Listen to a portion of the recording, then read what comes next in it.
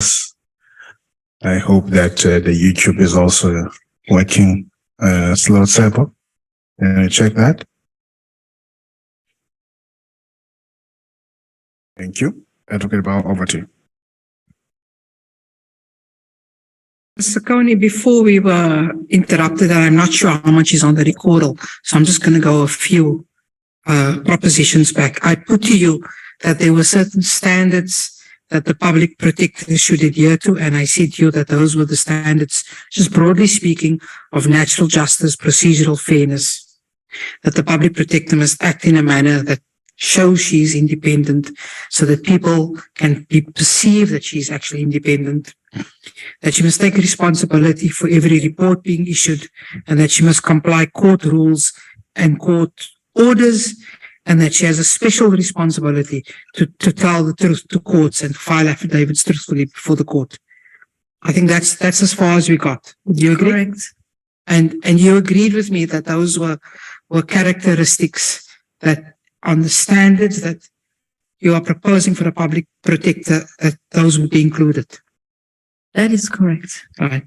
And included, and if I continue with this list, would you agree that one would expect that there would be honesty in the reports issued from the public protector, that evidence that is being referred to in the compilation of those reports would be, if there's a list in the report, would be complete?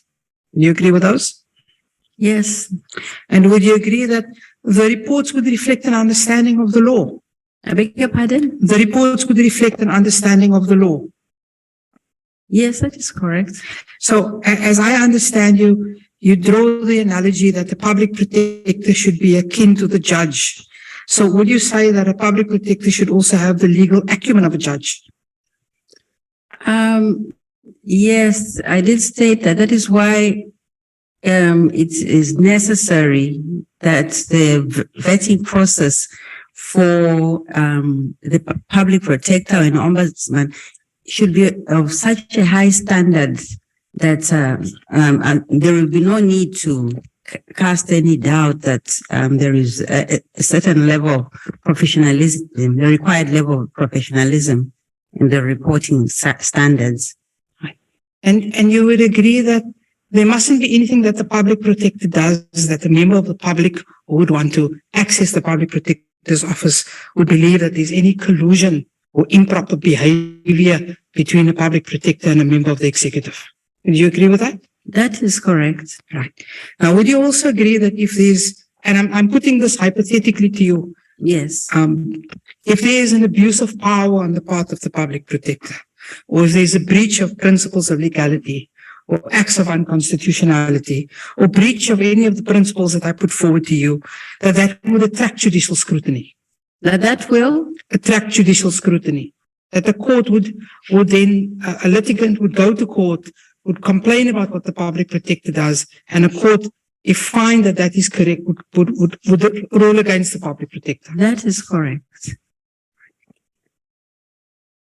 So if we go, and I'm going to try to make it easier and quicker, if we can, in some ways, go to the statements that you have.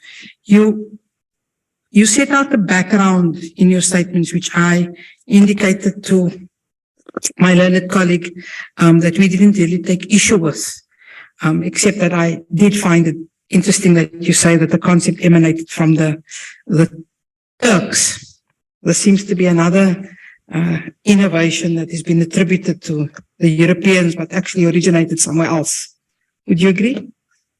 Would you repeat the question? The concept of an ombudsman, the notion, you indicated that originated from the Turks. Yes, it's originated from Turkey. And even from its inception, even from its inception, it wasn't a free pass to any ombudsman. They had to comply with the laws of the land. Would you agree? Yes. And that doesn't matter whether it's a common law system or whether it's a civil law system. Yes, the ombudsman is a creature of the law. It's a creation of the law. It's a constitutional institution. And so when Parliament and its elected members decide to apply the law, then like everybody else in the country, the public protector must comply with it as well. Yes, the public protector must comply with the law, but also the institutions that are trying to implement the law and the provision of the law must also comply with the law and with the standards.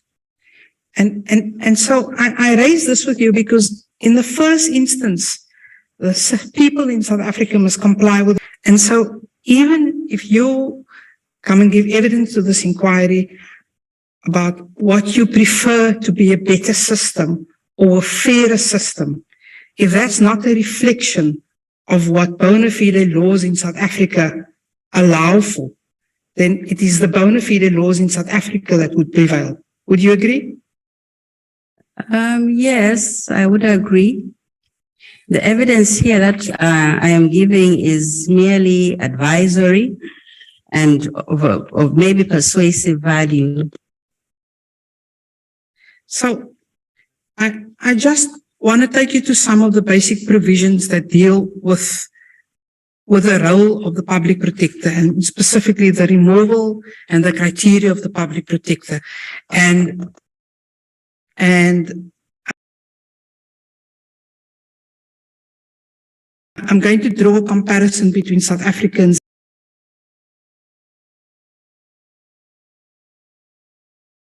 Zambia, because I think that there is a blurring of the line between your evidence and our understanding. And I just want, for the sake of the committee,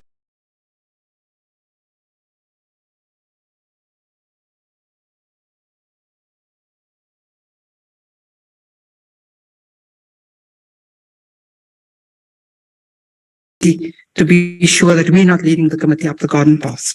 Yes. If we put up the Constitution and we go to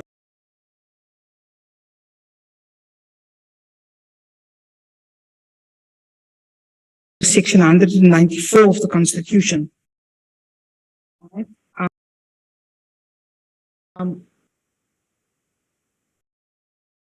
39, number 1. The heading is, it's the removal from office. And so it is the removal from office. It refers to the removal of an individual from various Chapter 9 offices. The public protector, the auditor general, a member of the commission established by the chapter. Do you see that? Repeat the question, please. The heading says removal from office. Yes. And it refers to the removal of an individual from an office.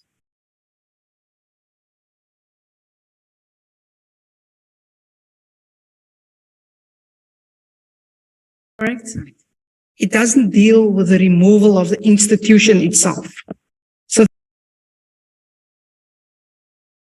it's not harmful to the institution of a public protector. It deals with the incumbent in the public protector's office. Yes. Would you agree with that? Yes.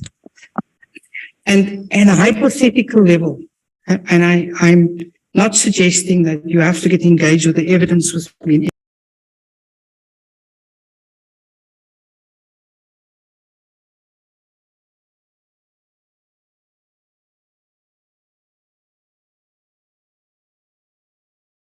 Anyway, if there is a conclusion reached that an incumbent must be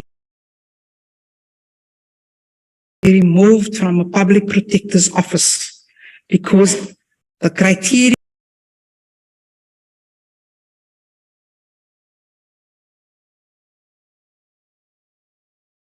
for removal have been met, that doesn't automatically follow that that's harmful to the institution of the public protector. Would you comment on that? Because the office of the ombudsman is very unique in that it investigates the executive. If the removal of the office is not carried out according to, let's say, the legal provisions or according to the laid down standards, it is likely to harm the integrity of the institution of the ombudsman in such a jurisdiction. So my question was, if it meets that criteria, then you can't draw the conclusion that it's necessarily harmful to the institution. So let me give you an example. The Zambian Public Protector, the Constitution provides 4 grounds on which the Zambian Public Protector can be removed. A mental or physical disability that renders him incapable of performing functions, or it says judicial functions, but let's read into it public protector functions, incompetence, gross misconduct, and bankruptcy. So let's assume bankruptcy is the most objectively determinable one, is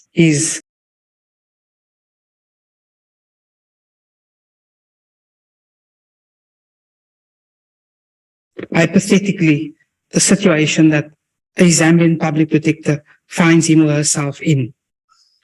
Then there's an obligation to remove that public protector from office. Would you agree with that? Yes. So if somebody approaches the parliament and claims any one of the 4 criteria that is there, then there's an obligation on the legislature to commence a process. Would you agree with that? That is correct.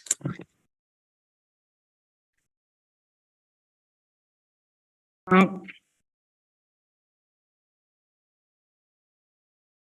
we know that both the South African and the Zambian Constitution makes provision for the removal of the public protector, and it also makes provision for the suspension of a public protector by the president. You familiar with that? I think it's section 144(3) of the Zambian Constitution, which allows for the suspension of the public protector. Yes, the public protector may be removed from office, or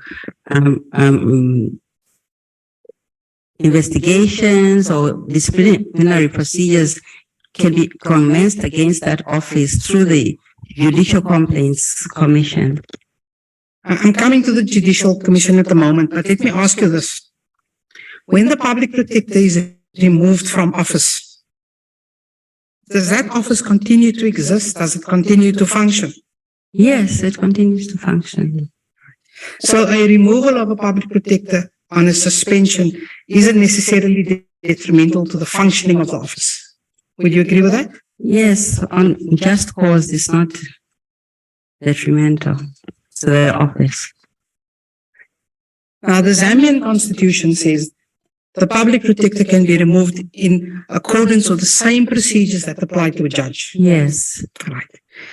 And that procedure is set out in the Zambian Constitution, and I'm going to paraphrase it, and if I've got it wrong, please correct me. There's a Judicial Complaints Commission,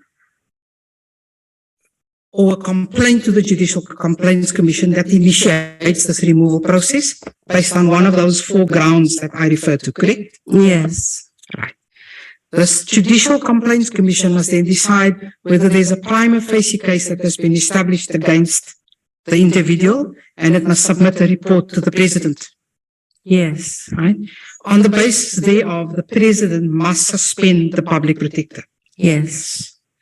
Within 30 days of that suspension, the Judicial Complaints Commission must have a hearing.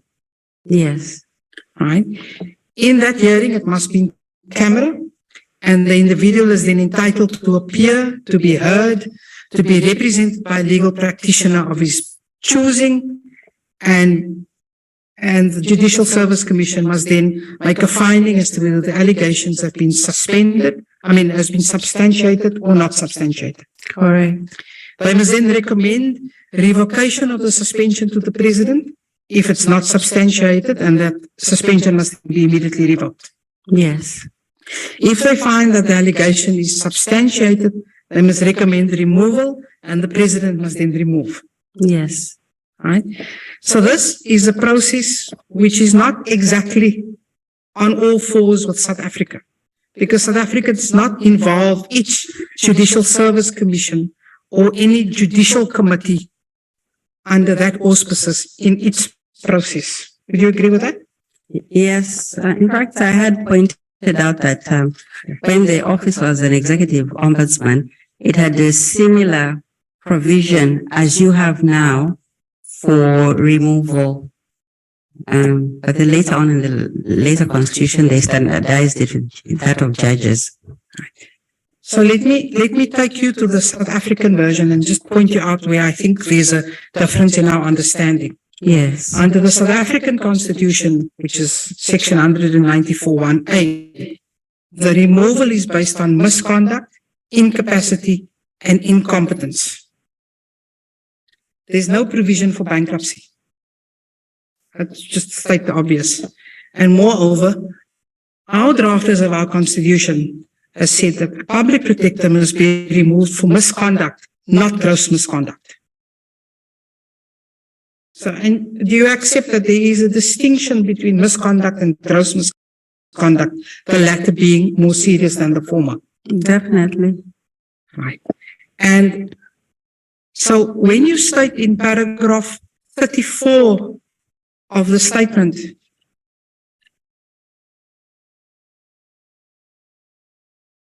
that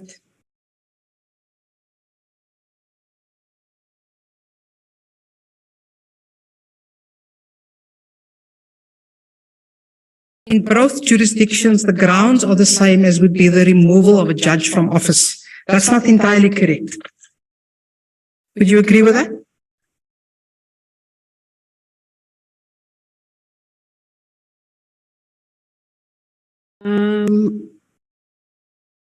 I believe the grounds for removal, you'd have to show me the provision for the removal for judges for South Africa, but they should be the same.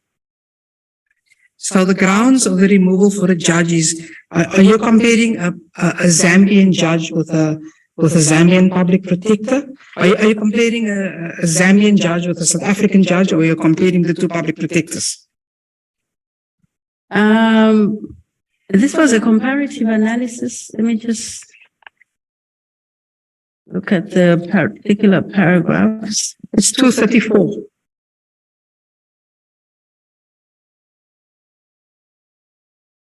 See, because the preceding paragraph talks about the grounds of removal for a public protector. And so I could have read it wrong and thought you were referring to a comparison between the two.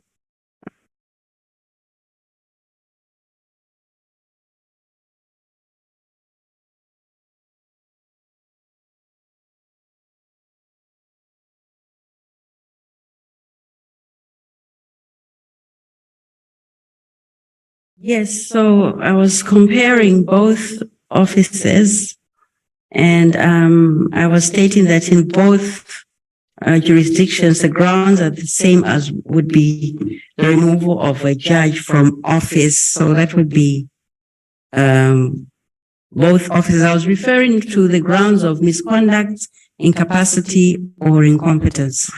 But if I take you to section 177(1)(a) of the South African Constitution, which sets out the grounds of removal for a judge from office, then one sees, Shippo, if you just have to scroll up, I don't have the page number. Right? A judge may be removed from office if the Judicial Service Commission suffers from an incapacity, which is correct. For a judge, it's got to be grossly incompetent or guilty of gross misconduct. And you would agree that gross incompetence and gross misconduct is a higher standard than incompetence and misconduct. Yes, it is a higher standard. So in other words, in our South African Constitution, we set the removal of judges at a higher standard than what we set for the public protector. Yes. So it's not entirely correct to say that it's the same standard as a judge for the removal of a public protector in South Africa. It is indeed so in Zambia, but not in South Africa. In terms of the fact that it is qualified, the use of grossly incompetent and gross misconduct, if we have to qualify that way, yes.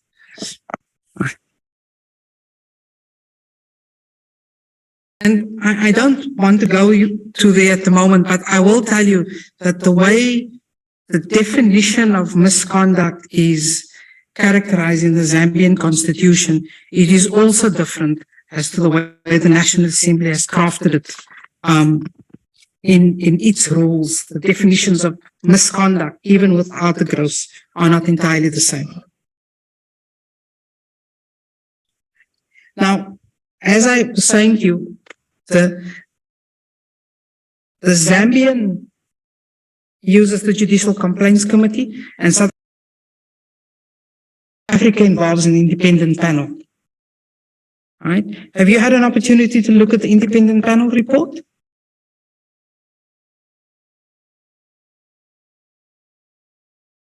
No, I don't think I've had occasion to look at that report. So in South Africa, that independent panel is like the Zambian Judicial Commission, tasked with trying to make a determination as to whether there's a prima facie case. And you're aware that that independent panel in South Africa found that there was a prima facie case? Yes, Okay. I'm aware.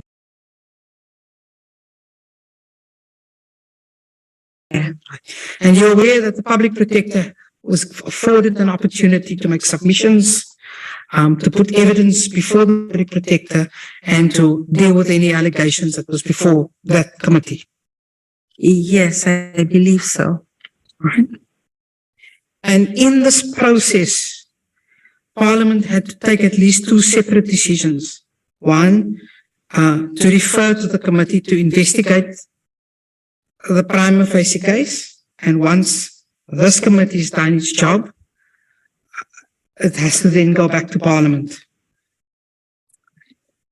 And so there is a process which at every stage of the way, the public protector is afforded the hearing. Do you dispute that in any way? No, not at all. And that is also a manner in which the Zambian process is different from the South African process. So, for example, when a report is generated out of this process, before it goes to Parliament, the public protector is afforded an opportunity to provide comments to that report. That's not a similar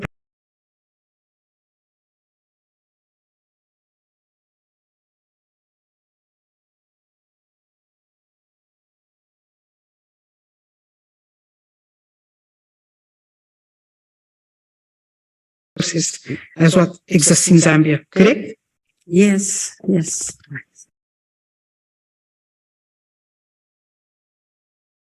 So would it be fair to say that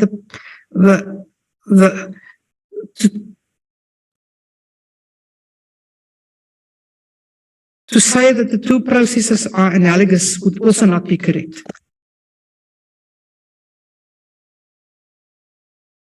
To say that The two processes, the Zambian process and the South African process, are not exactly the same. no,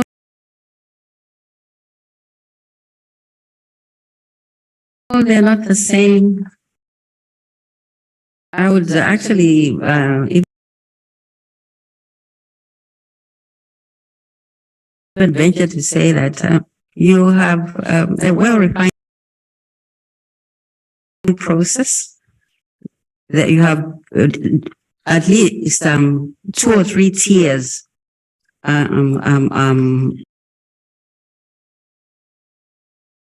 reviewing the process of disciplining a public protector, whereas we have,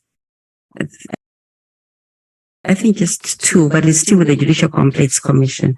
So, yeah. So when that Judicial Complaints Commission refers its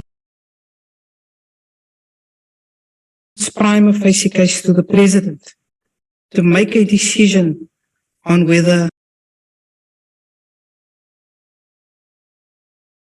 the Zambian public protector, the hypothetical one, not you, of course,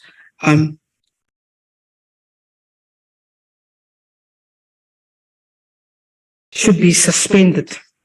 Is it the job of Parliament to interfere with that president's functions? In the particular instance of Zambia, because it's not the parliament that is involved, but all the same, I'm taking into account that the whole process has proceeded as it should. I don't think there would be any need for anybody or any branch of government to interfere. Right. So let's work on the assumption that everything as is it is. So if I take you back to section 194 of the Constitution.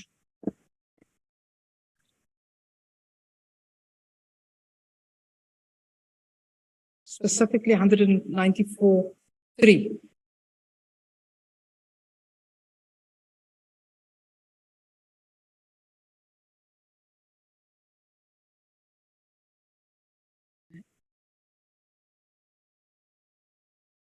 We see that is the provision that deals with the president's powers to suspend. And it says the president may suspend a person from office at any time after the start of the proceedings of a committee of the National Assembly for the removal of that person. And must remove a person from office upon adoption by the Assembly of the resolution calling for that person's removal. Let's look at A first. Let's assume, all things being equal, that there is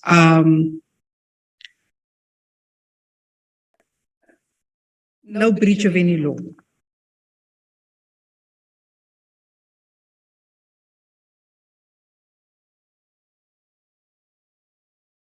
Let me put it to you simply as that the constitutional precepts have been complied with.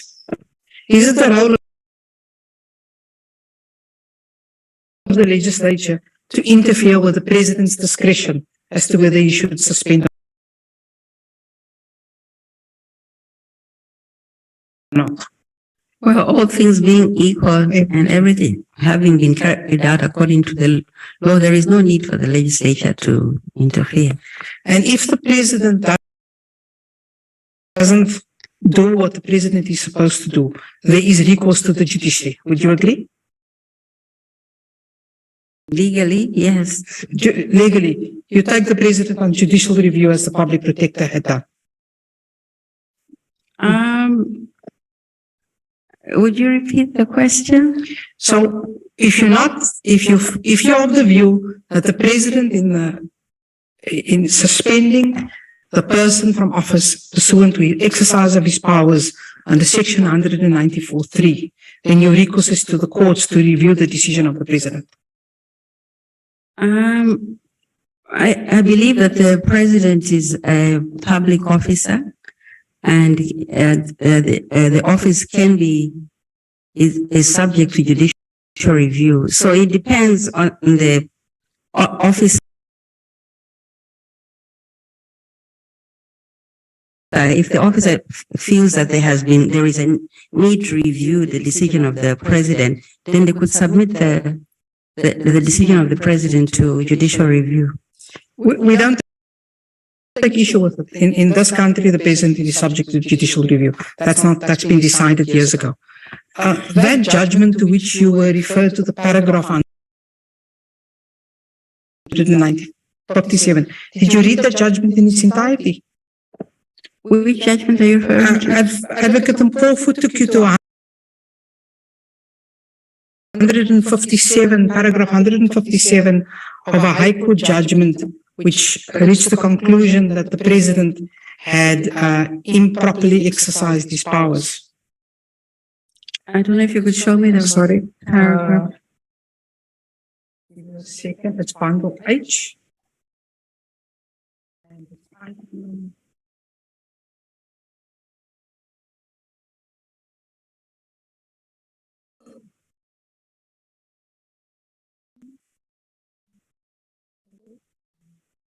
Chair, yeah, just for the record, I did not take it to judgment. I just referred to a particular paragraph from our country in the air. 31.3. You did you referred to a paragraph is correct from the Western Cape High Court. Yeah. 31.3.2.1. Country in the air. Yeah, you can get it from our documents. We uploaded it. I am a new reference. It's H under Sakoni 31.3.2.1. 14, item 14.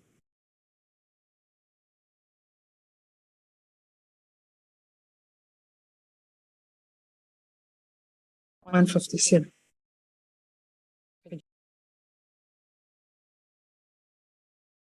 $414.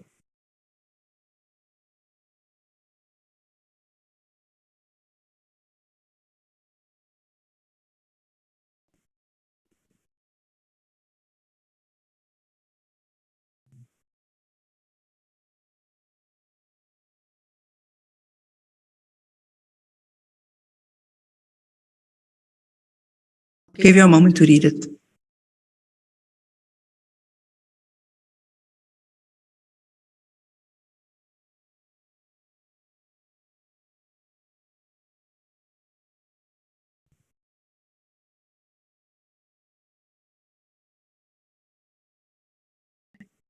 That is a court judgment from the Western Cape High Court in which it concluded that the president had not acted properly or lawfully when he suspended the applicant. And I asked you the question whether you had read this judgment.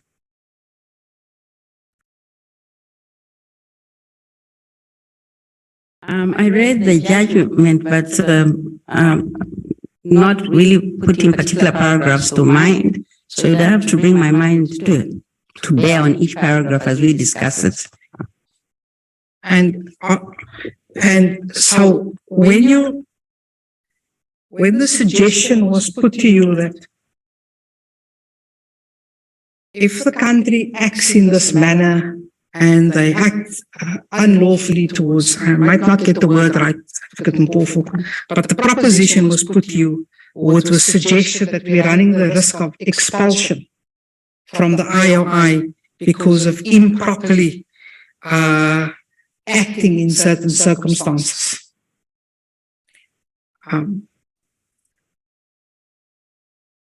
Is that correct? I must qualify that. The International Ombudsman Institute would not lightly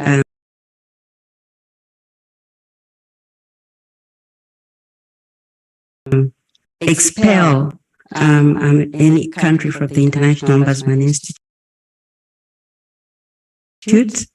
And I must state here that although I'm speaking on behalf of the African Ombudsman and Mediators Association,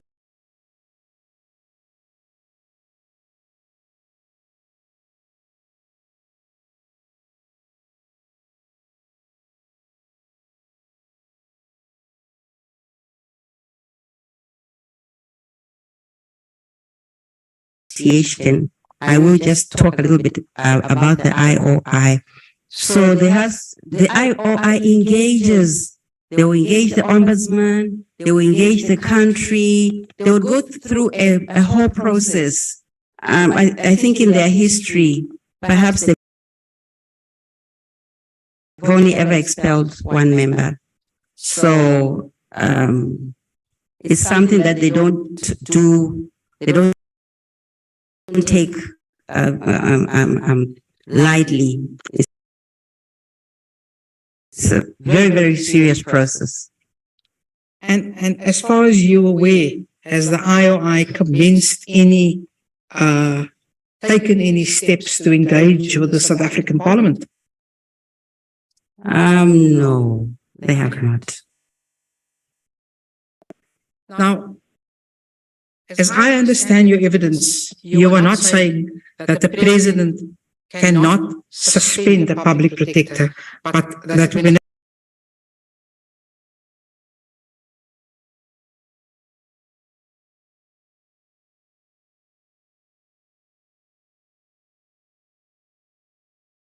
president suspends the public protector, it must be done in a procedurally fair manner.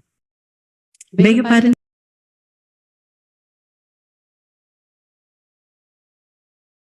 Will you repeat? You're not saying that the president should not suspend the public protector. What you are saying is that when the president suspends the public protector, it must be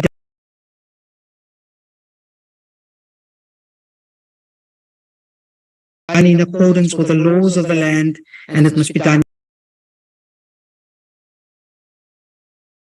in a procedurally fair manner. Yes, correct. And if ultimately the courts find that that is the case, then there would be no quibble with it. No, not at all.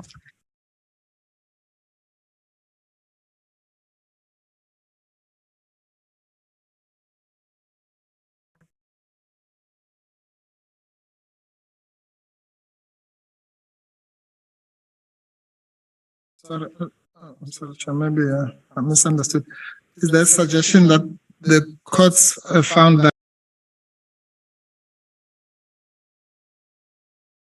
it was procedurally fair? No, I didn't say the courts found it. I said if ultimately, yeah.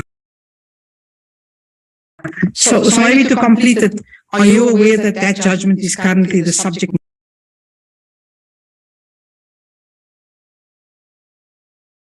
matter of a reserve judgment?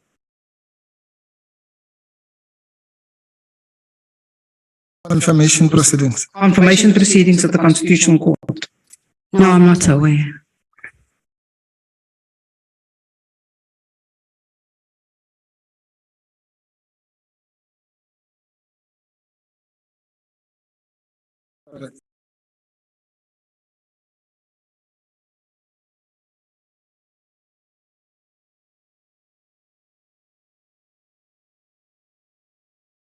Just to be clear, Chair. Yes, sir.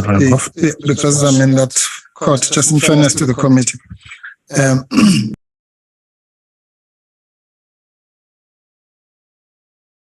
It's much more complicated than just confirmation proceedings. Yeah. There's confirmation proceedings in terms of 172(2)(b) of the Constitution. Then there's an appeal by Parliament and the DA. Then there's a cross appeal by the public protector. Just so that we're clear here.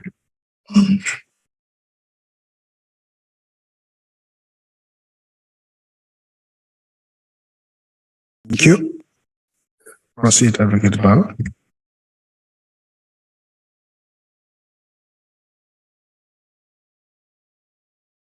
In paragraph 32 on page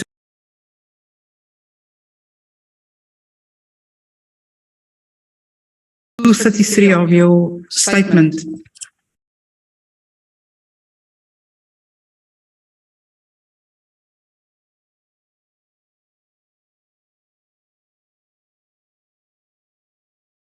you deal with the appointment process.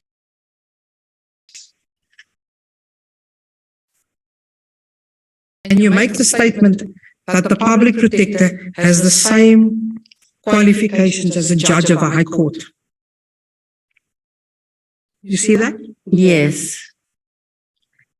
Now, let me say this. In South Africa, the criteria for a public protector is that the person must be a South African citizen and must be fit and proper.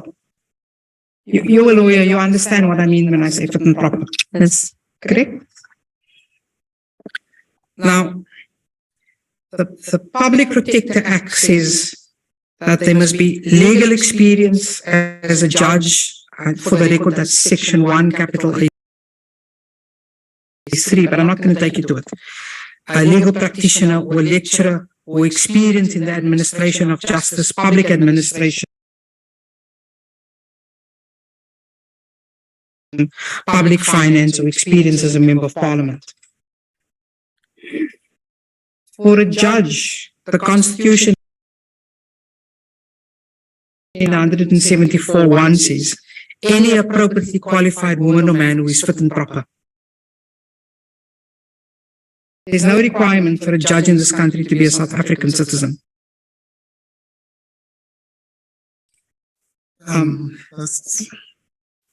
That's not quite true.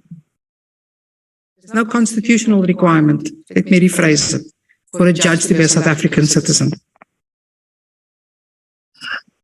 There is.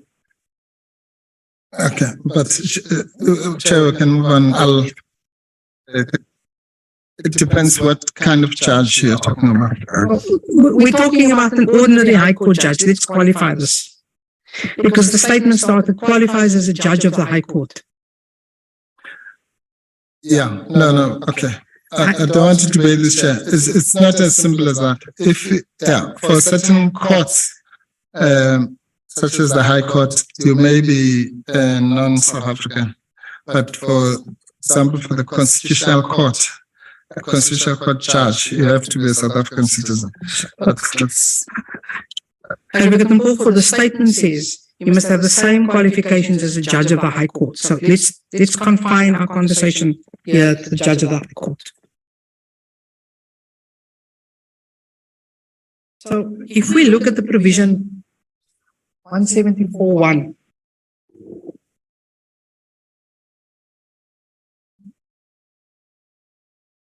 you will see that the person who's to be appointed as a judge must be an appropriately qualified woman who's fit and proper to be appointed as a judicial officer. Any person to be appointed to the Constitutional Court must be a citizen. So only requirement for the highest court of the land, as Advocate Mkhwebane was helpfully pointing out, I apologize if I was misleading, has a citizenship requirement. And we know that there's what we as practitioners know as the Mohammed guidelines that says that the individual must be a technically competent lawyer. In other words, they must have a legal qualification to be appointed as a judge, right? But there is no requirement in South Africa that an individual must have a legal qualification to be appointed as a public protector. Were you aware of that?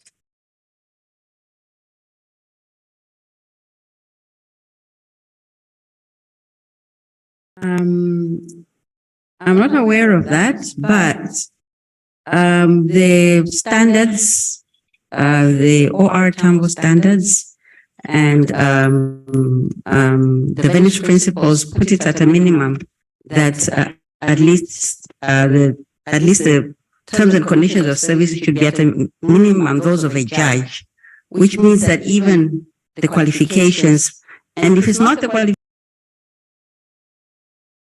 qualification, at least the status of that person and the levels of integrity. So because it's not in all countries where the ombudsman is a lawyer. For example, in New Zealand, there is no requirement for the ombudsman to be a lawyer.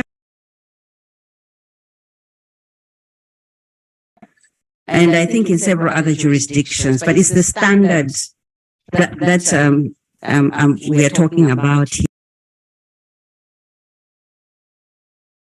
here. And that standard, which is common to both, is what you and I as lawyers understand as what encapsulates fit and proper. Yes. Right? Whether you've got the law degree or not, it would be that criteria that we would understand and that courts would generally understand. Sorry, I had it somewhere and I'll come to it in a bit. It's somewhere in here. Anyway, I want to come back to this fit and proper standard in a bit. But in Zambia, to become the public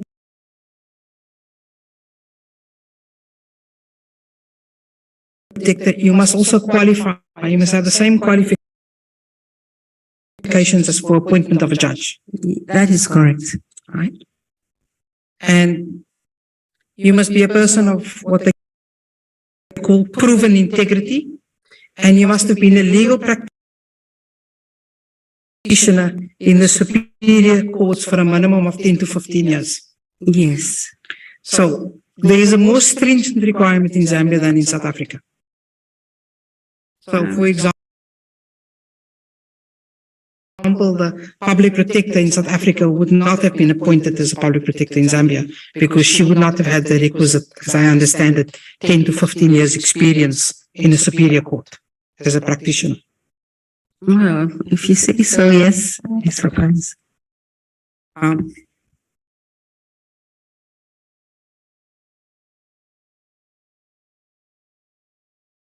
So, in other words, the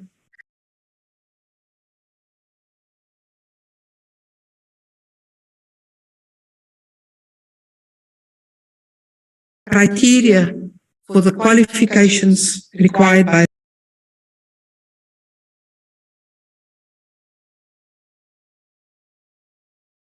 South African public protector is not the same as what they would be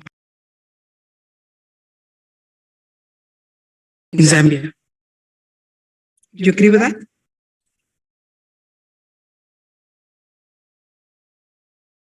Well, for the fact that there is references to a judge in the provisions,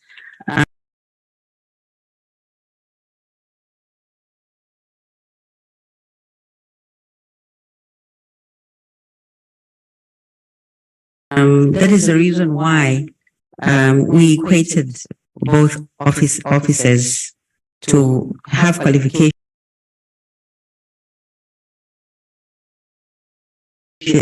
that are equated for a judge before one can be considered to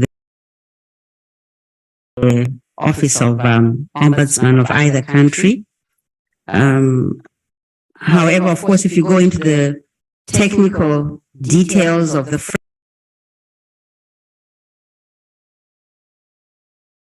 framing of the different legislations, you are bound to find some differences, you're bound to find some similarities.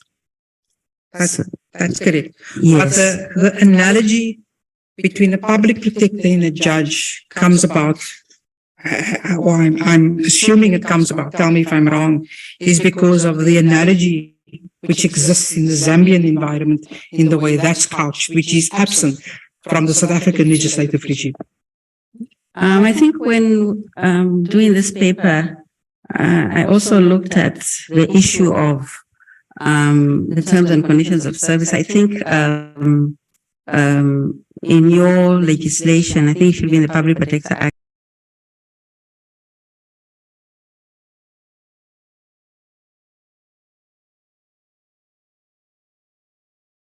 Weights say is that the conditions of service should be equated at a minimum to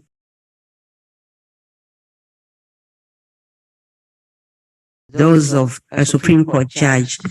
So, according to my understanding, if you are willing to accord a person the terms and conditions of service of a judge of a Supreme Court, it must be a person who is sufficiently qualified to be appointed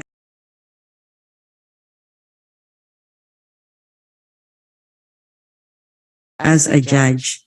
So I think that is the reason why I was looking at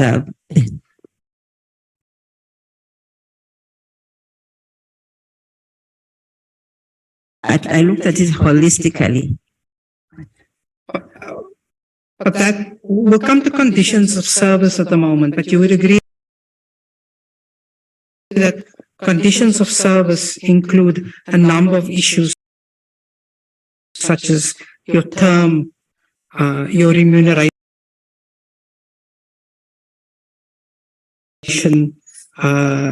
your leave, your conditions under which you are engaged or employed, depending at which level you are at. Correct? Correct. And one can understand that you do not want a public protector in office at a salary which is so low that makes the office of the public protector susceptible or vulnerable to what is the word I want to look, undue influences given the job that the public protector. That is correct. Would you agree with that? Yes, I do. And so you would say let's pitch it at the same level as you pitch it for a judge, because you also don't want the judge to be susceptible to those kinds of undue influences. That is correct. Now, let me just deal with this fit and proper for a moment. All right. We earlier on, we talked about independence and impartiality. That's non-negotiable, correct? That is non-negotiable. High standard of professional ethics, transparency, lawfulness, those are also non-negotiable. They are not negotiable, but a person in office is a human being, so there may be lapses here and there, and that is the reason why the decisions of an ombudsman can be subjected to judicial review. So let me put it to you this way. If you want to decide, and when you consider whether there has been misconduct or whether there has been incompetence, you must have regard to the standards and duties that you expect from a public protector. That is correct. Whether you couch it and give meaning to it as fit and proper or as other standards, you can't ignore those. Would you agree with that? No, you can't ignore those.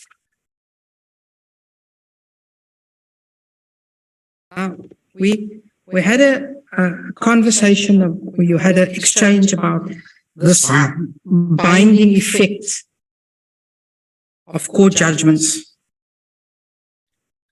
And there was some suggestion about making public protector reports or decisions. Sorry. Just getting water to Ms. Sokoni.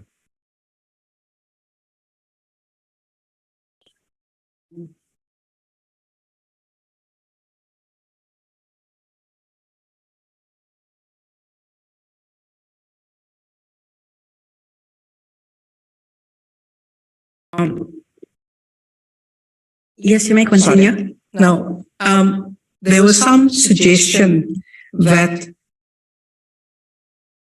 when you make public protector decisions binding and enforceable, you in some way make the office vulnerable, or you in some way impugn the independence of the office, because you make it susceptible to interference.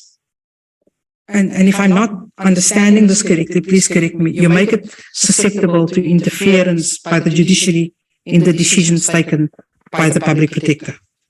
Not necessarily by the judiciary, because in both instances where you have a classical ombudsman and a hybrid ombudsman, or an executive ombudsman and a parliamentary ombudsman, the decisions can be subjected to judicial review. So what is a problem with the binding power? It's a problem with the executive. So the public protector is going to go in and investigate day-to-day office functions of a respondent institution. And where the findings are binding, and you see, because the ombudsman has got a wider mandate, a law enforcement institution will go in and investigate a specific complaint. But when the ombudsman goes in,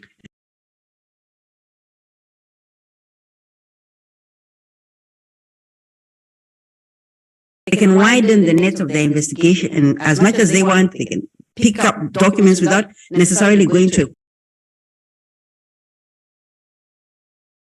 a court of law. A law enforcement agency would need to get an order from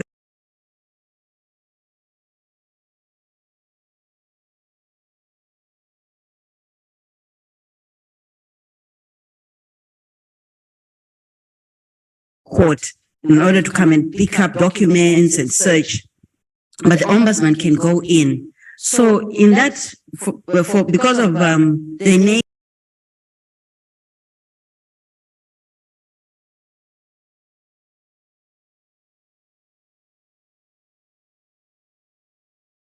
nature of the job, you find that the executive panic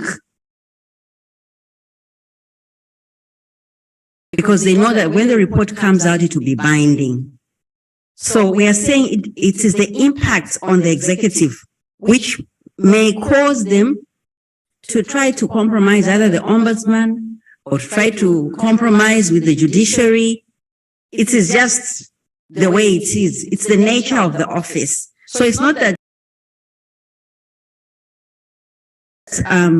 we are saying that the judiciary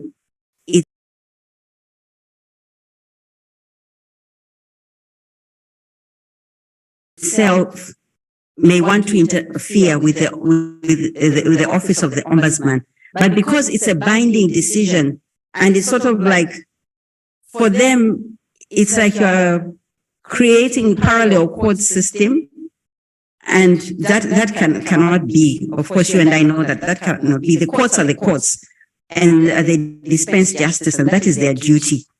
So you find that there may be a lot of decisions that may be going against an ombudsman in that respect. So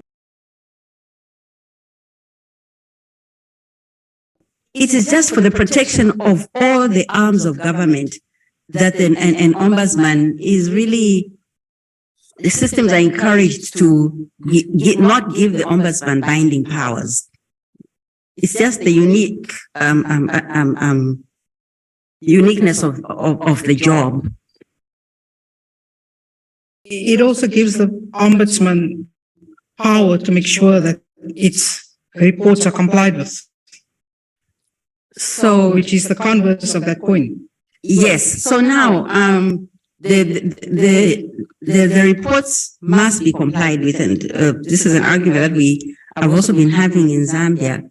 That, for example, the Auditor General, our Auditor General in Zambia, tables reports before Parliament, and then the respondent institutions are called to Parliament to answer to the committee that deals with financial matters.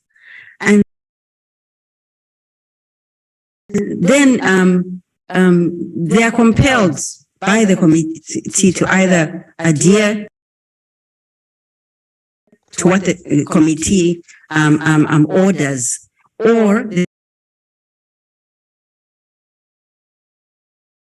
matter is taken. And I think in our financial provisions now it says that any recommendation from the Auditor General has to go also to the law enforcement agencies. It's a requirement. So we have been also requesting for that we should be able to table our reports before a parliamentary committee and have our reports enforced by way of the parliamentary committee. So we have binding powers now. We've been given binding powers, so we don't need to use the legislature, and our act does not even require us to table our reports. It's just for notification of Parliament. We just send our reports to Parliament, and it's just for them to say, oh, yes, we have received, and they can comment if they want to. But then that's the way it is.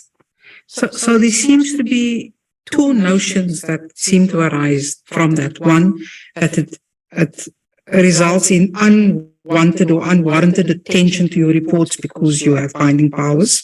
And two, that it automatically gives rise to costly litigation. But in the second, you've said that hasn't been your experience in ever since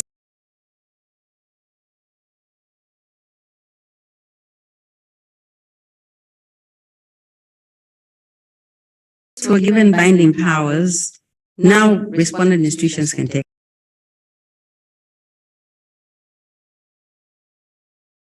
us to courts. And there's been just that one instance when the respondent institution took us to court. But then, like I said, it has made us up our game now, because we have to ensure that we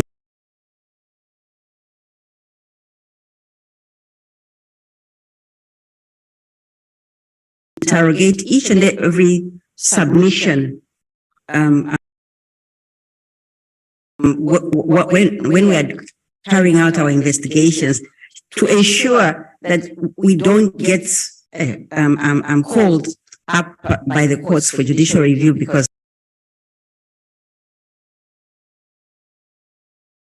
a respondent institution is not happy. So let's test this, take it one step further. There's an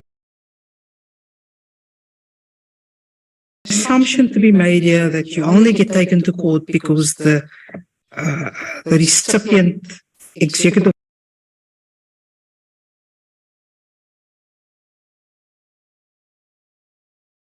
authority or government department is not happy.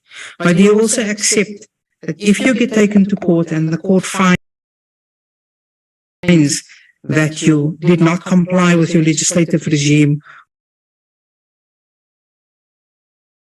you didn't give implicated parties a hearing, then that can't fall to the fact that your order is binding. That goes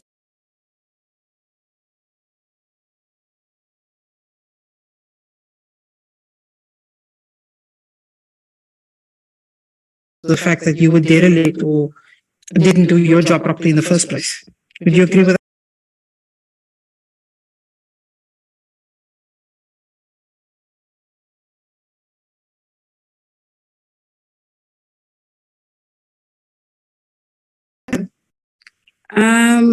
I would not agree with that, because even a court can find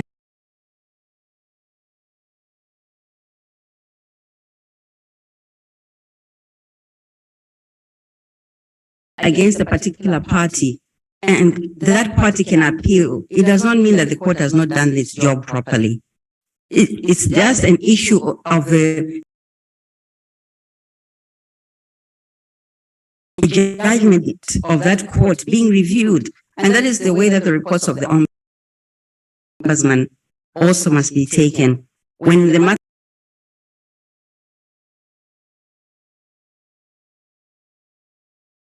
goes for judicial review and the matter is reviewed, if it goes in the favor of the ombudsman, well and good. If it does not, it's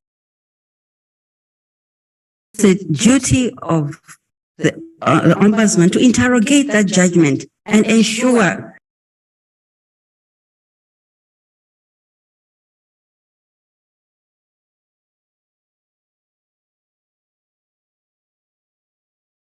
that they don't repeat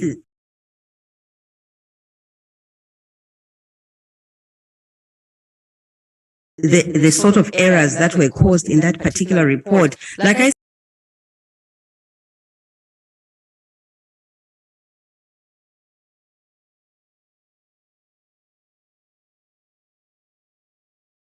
said, the concept of having the reports of the ombudsman being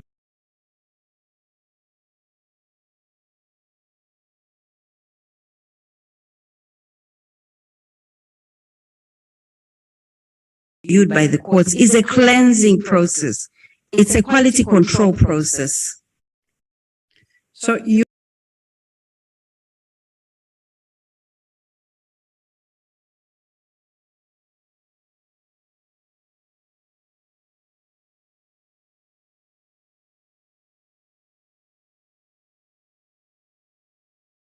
presuppose in your hypothesis that the public protector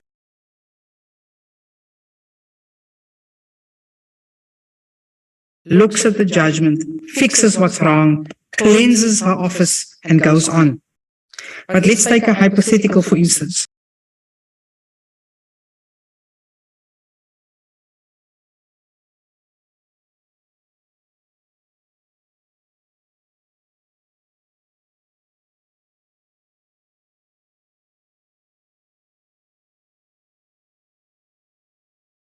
clarified the question. So thank you for clarifying the question.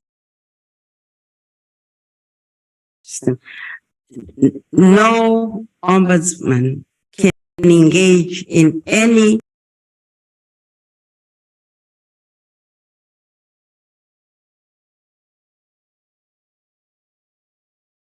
commercial transaction with either a complainant, a respondent, a member of the public. This is the reason why, in terms of the conditions of an ombudsman, I can't remember which of the standards states that, but in our legislation in Zambia, before the previous Legislation Commission for Investigations Act, it stated that the ombudsman cannot engage in any business or any other gainful employment when they are employed as an ombudsman. So I said nothing about the commercial transaction. I gave you a potential, a possible.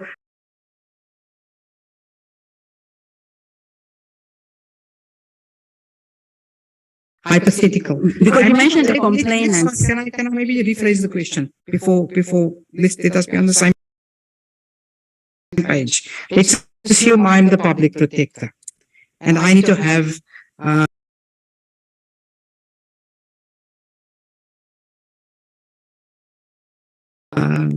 my car fixed, but I don't have the money.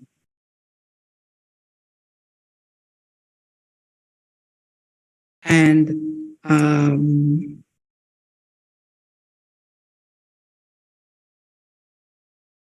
Advocate Mayosi here says to me,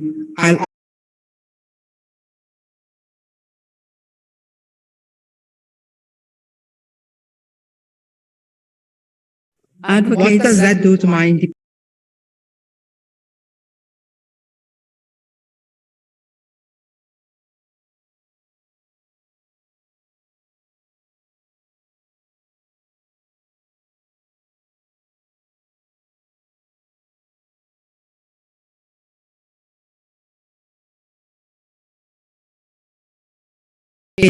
Perception. Let's say 6 months later, Advocate Mayosi lodges a complaint at the public protector.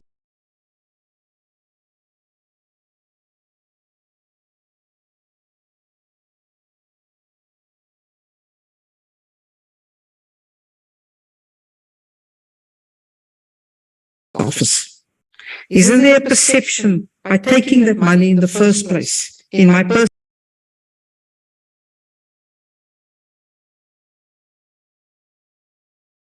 capacity, I'm opening my door up to all kinds of vulnerabilities.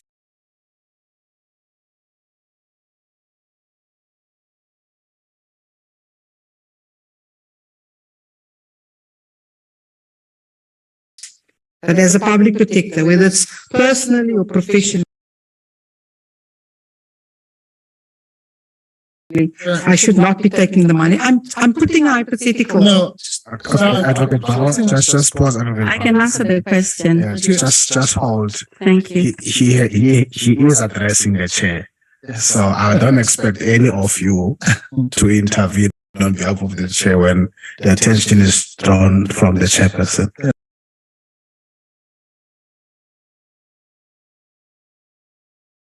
Advocate Bauer.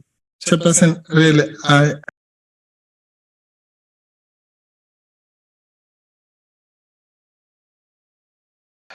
firstly, this is completely inappropriate. I'm just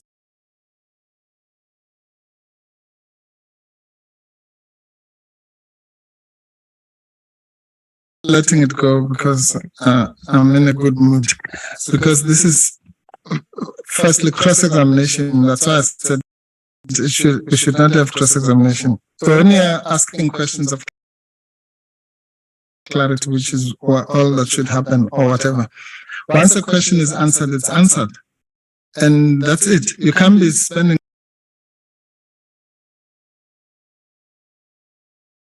2 hours trying to bring it this way and that way. But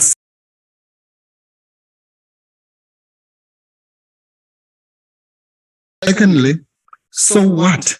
Let's assume the public protector took money from 1 million people that want to shop taking money. Is that one of the charges? What is that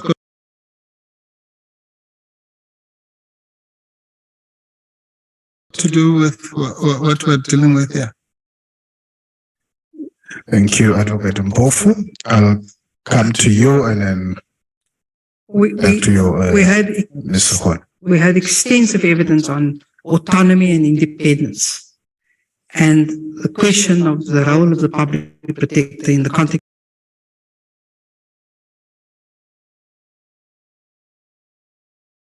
of independence and autonomy. And I want to come to 2 further paragraphs in the Constitutional Court where they deal with why they gave the cost order further. But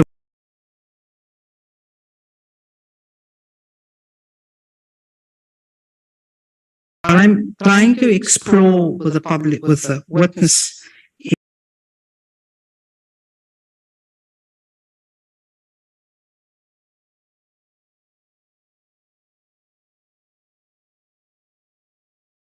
where is the line drawn on independence and autonomy, and maybe going about it in a way by using the example and taking it out of a personal cost order against the Concord and saying, when do you draw the line between the personal and the public?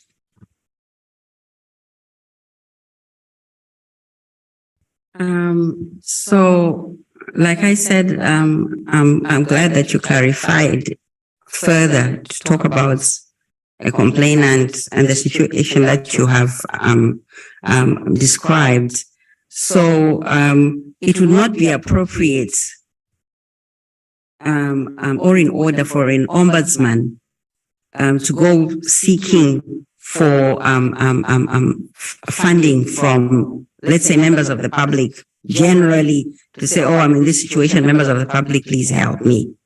However, hence we mention that the protections around the office of the ombudsman must be entrenched. Don't put the ombudsman in a situation where they are made vulnerable. And when you start awarding personal costs against a person, you make them vulnerable to being compromised. So this is one of the issues that we talk about, that the ombudsman can be compromised if he's put in a situation, a desperate situation. So the principle we should state here is that there should be no reason to award personal costs against an ombudsman where they are paying the cost for an institution, because that institution goes out and gets very, very expensive lawyers, you know. And at the end of the day, the cost that will come out of that will be really, really colossal. So the ombudsman should not be put in such a compromised situation. That is what I can state. I'm going to take you to 2 paragraphs in the Constitutional Court judgments, paragraph 153, which says the purpose of a personal cost order against a public official is to vindicate the Constitution. These orders are not inconsistent with the Constitution. They are required for its protection because public officials who flout their constitutional obligations must be held to account. And when the defiance of the constitutional obligations is egregious, it is they who should pay the cost of the litigation brought against them and not the taxpayer. Because you would agree, if it's the institution, then it's money that comes out of the taxpayer's pocket. Correct? Yes. Right. The second paragraph is, despite this clear authority that personal cost orders are constitutional and necessary in order to hold officials to account when they fail, for example, to fulfill their constitutional obligations, the public protector argues for an exception in her case. There is no merit in the public protector's contention that the independence of her office and proper performance of her function demand that she should be exempted from the threat of being marked with adverse personal cost orders. On the contrary, personal cost orders constitute an essential constitutionally infused mechanism to ensure that the public protector acts in good faith and in accordance with the law and the Constitution. And lastly, the fears that the public protector has about the impact of a personal cost order on the institution of the public protector are unwarranted. Personal cost orders are not granted against public officials who conduct themselves appropriately. They are granted when public officials fall egregiously short of what is required of them. There can be no fear or danger of a personal cost award where a public official acts in accordance with the standard of conduct required of them by the law and the Constitution. Now, on your version, our courts can never hold such a public official to account by issuing some form of accountability by issuing a personal cost order. Am I correct? I have no argument with the reasoning of the courts. I'm not arguing with the reasoning of the courts, but I'm just stating that they could have found another way to ensure that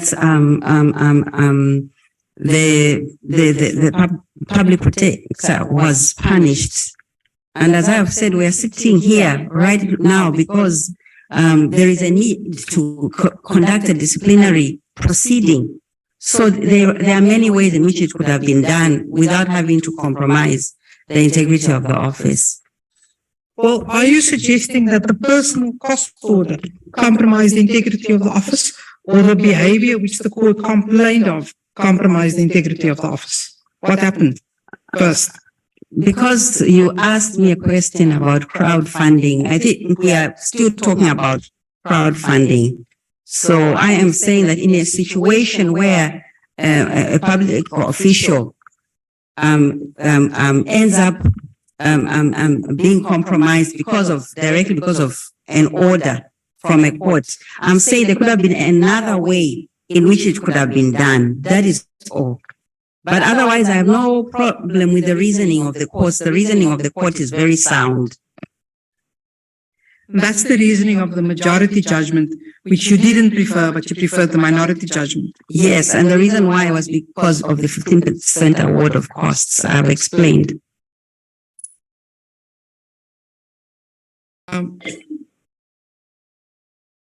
So if I then take you to the principles we referred to, let's go to the UN General Assembly position first. Right? These are principles. They are, yes, they are not binding on yes, South they are Africa. persuasive value, yes. Right? Because yesterday, the suggestion was made that the UN General Assembly resolution was binding on South Africa. But that's not correct. General Assembly resolutions are not binding. No, they are persuasive. Right. So, that is not binding. The OR Tambo principles, which you refer to, are also not binding on the South African state.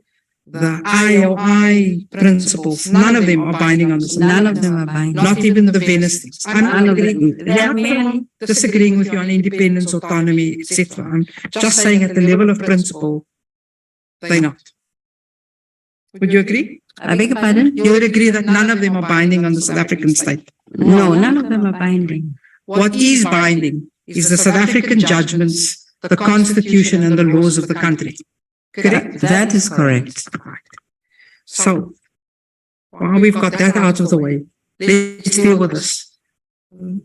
The OR Tambo principles, the submissions made to the UN, the Venice principles, the people largely involved in putting those together are the ombudsman and the public protectors from around the world. Would you agree with that? Yes, that is correct.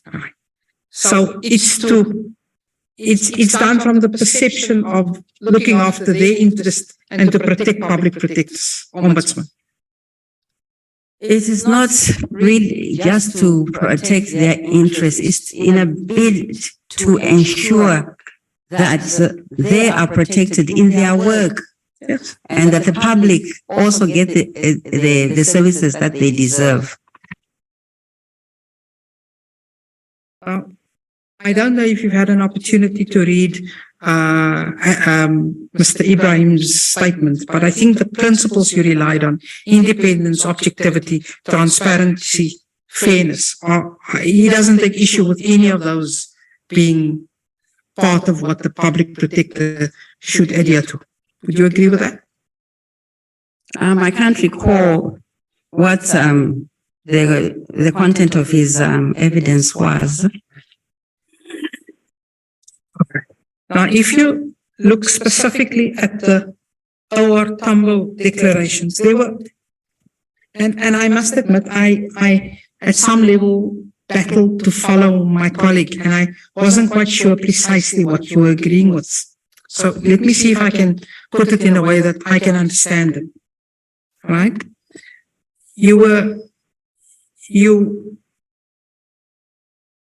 taken through the principles, or some of them, and there was a statement made either before reference was made to the principle or after that South Africa didn't comply with it. And then a question was put to you, and sometimes you answered the question directly, and sometimes you answered the question on the level of generality. And what I'm not clear on is whether, as you're sitting there, because it's not apparent from your statement, you are saying to this committee that this process is inconsistent, this process, and assume that all the procedural stuff are complied with in terms of the law, because we've had numerous court challenges and we're still here. This process. Chair, I really. Now wait, hold on. I can finish my question, please. Because the subjective connotations put to the process in the statements made to you. Are you saying, as you're sitting there, that this process doesn't comply with those minimum standards? Chair, can I object before Okay. answer? Yes. Just hold back, Ms. Sokoni, advocate Mbof. Thank you, Chairperson. What kind of question is that? You can't ask a question that says, are you saying that this process is doesn't comply, but assume that it complies? Assume that all the procedural things have been made. Then obviously the answer is, if you assume that it complies, then it complies. What kind of question is that? Let me. Okay. Just Ms. Sokoni. This process and procedure is compliant with the laws of the Republic of South Africa, and that is what is important. These principles, as we have already stated, I've already answered the question, these principles are not binding and they are merely persuasive. And these persuasive principles agree that on misconduct, incapacity, and questions of competence, they constitute just cause if a country seeks to have a public protector removed.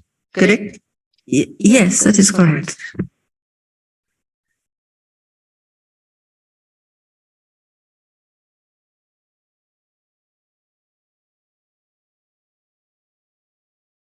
Right. Let's skip that.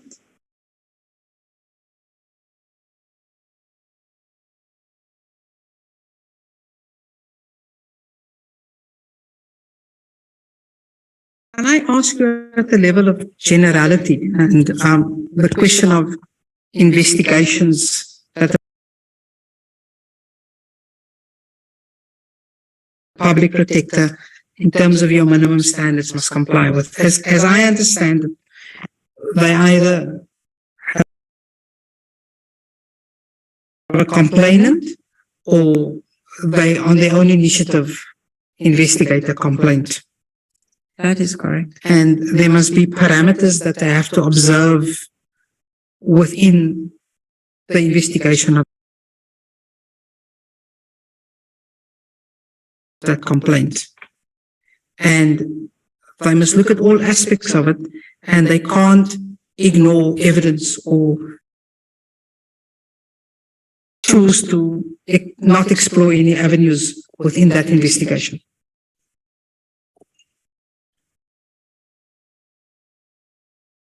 It depends on the nature of the investigation, but so long as the general principles are followed. And in the course of this investigation that the public protector undertakes, if new issues come to light, which falls within the mandate of the public protector, should those issues be ignored or should they be considered? They should be considered.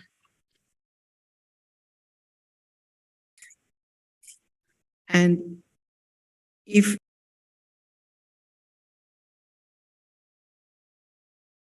there are implicated parties and these new issues come to the fore, should those new issues be brought to the attention of the implicated parties, or should a report just be issued?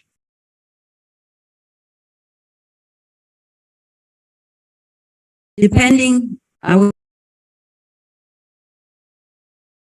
we're talking about public service entities. Yes. Or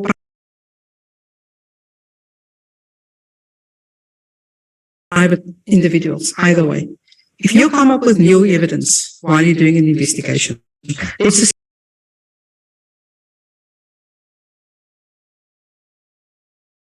assuming you're investigating A, B, and C, and now you expand your investigation to include D, and F, and it implicates X bank.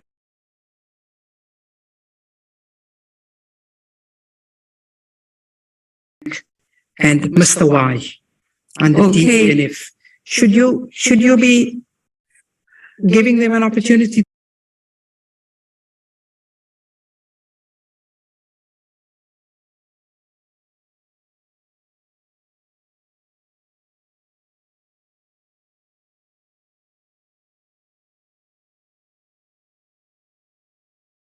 to deal with it? Okay, according to the way we work,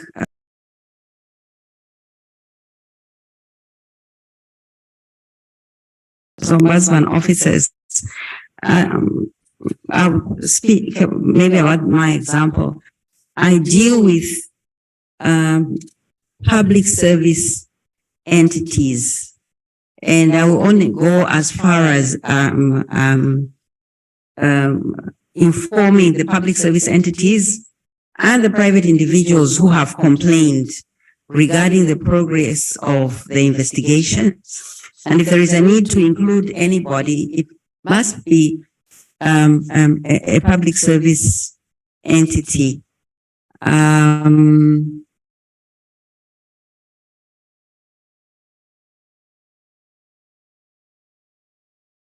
Private service organizations, we only go to the regulator. We'll go to the regulator and say XYZ.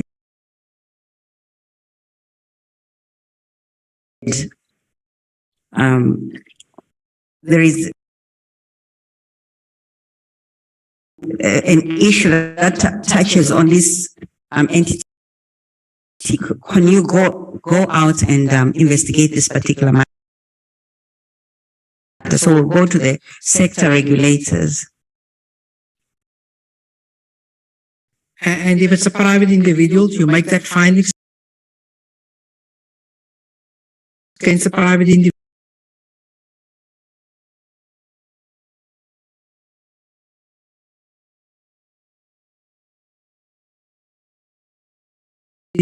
Would you refer it to an appropriate body?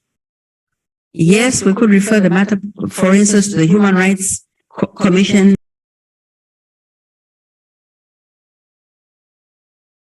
If it's a human rights case, or to the Anti-Corruption Commission if it involves corruption. But let's assume in South Africa you have the powers to make those findings against individual people. You would expect them to have been given an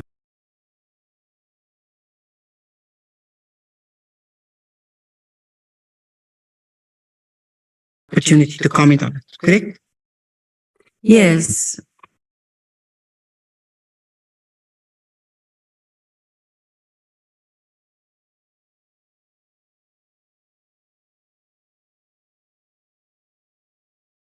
If I take you to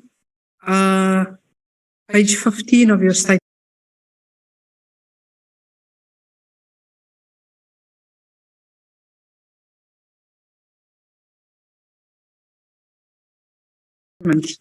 It's on page 223.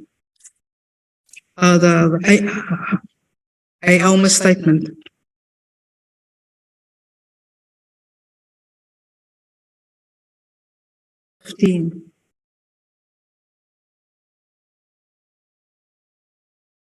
Sorry, paragraph, page 15.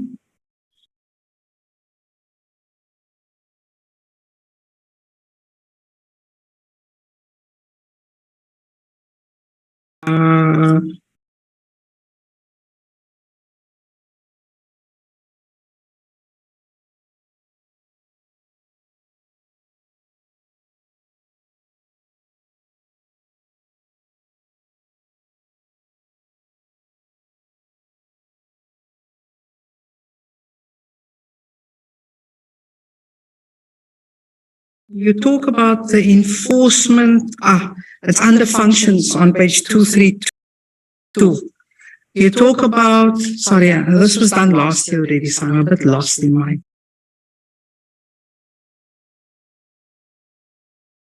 my notes in doing this.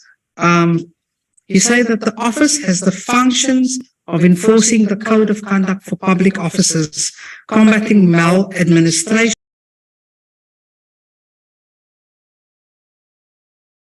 and corruption. And you're referring to the office in South Africa. So I was just trying to work out what code of conduct you were referring to. The public service.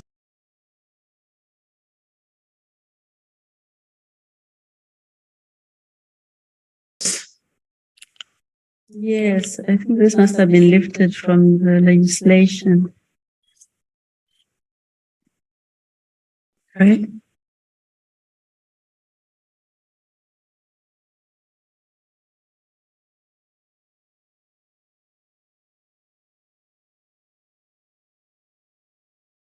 And to take you to this, to close off on this issue of what is binding and what is not binding. And the Nkandla judgment has been repeatedly upheld as the authority that says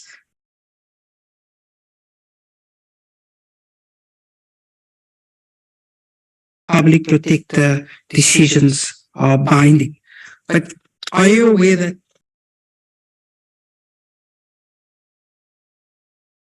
Constitutional Court actually said was that the public protector's remedial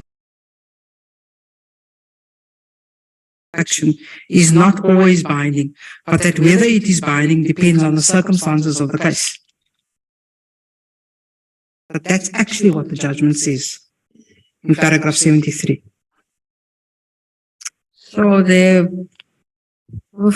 So who decides whether it is binding or not?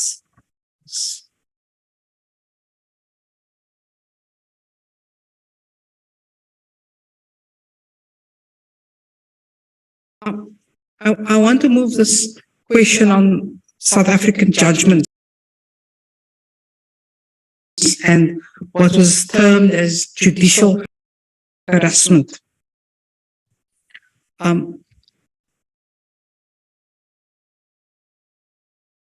There are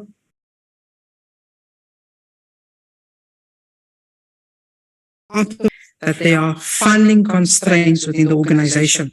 It's not a simple question of how much money is allocated to the public protector, but what that money is actually spent on. Would you agree? One would, and it's not a question you can answer, but as a level of principle, it's not a yes or no answer. It's got to be a greater, and the committee's had evidence about this funding actually going towards. Would you agree? That's what this committee must consider. Well, Chairperson. I really can't comment either way. I'm so sorry.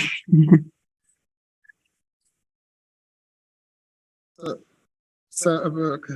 Are we staying with this? Are you moving to something else? What? No, we're off. She can't answer. Oh, Yeah, no, then that's fine.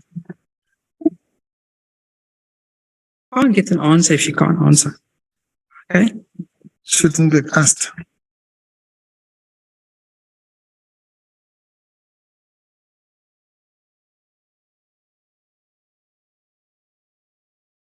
You were taken to the provisions of the Constitution about how entities should protect. I think it was section 180 of the Constitution about how other organs of state must support the Office of the Public Protector. See if we can just get the wording right.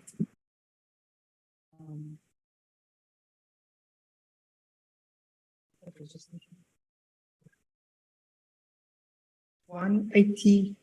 Institutions are independent and subject only to the Constitution and the law. They must be impartial in the exercise of their powers, perform their functions.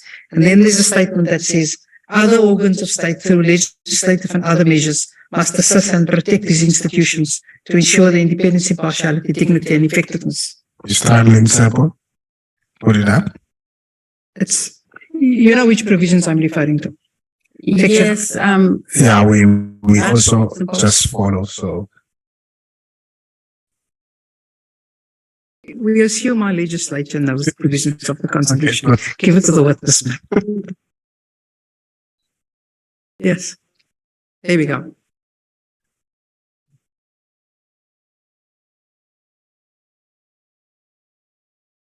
So we say no person or organ of state may interfere with the functioning of these institutions.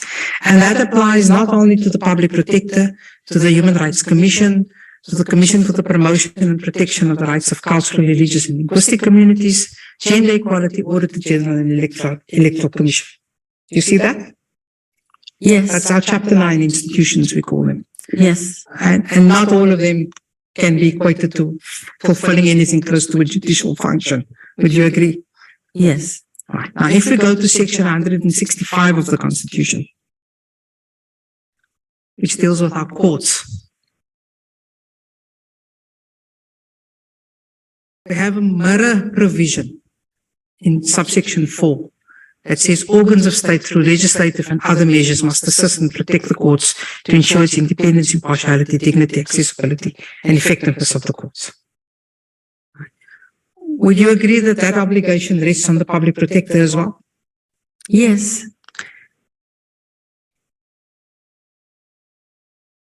And nothing, even on your minimum standards, would digress from the position that the Public Protector must respect the judgments and orders of the courts.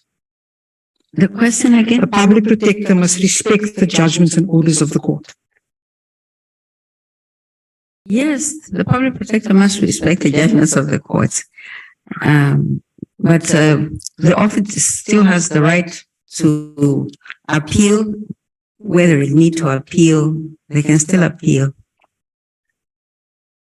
And should the Office of the Public Protector or the Public Protector be involved in, for example, third parties writing articles about judges that vilify judges?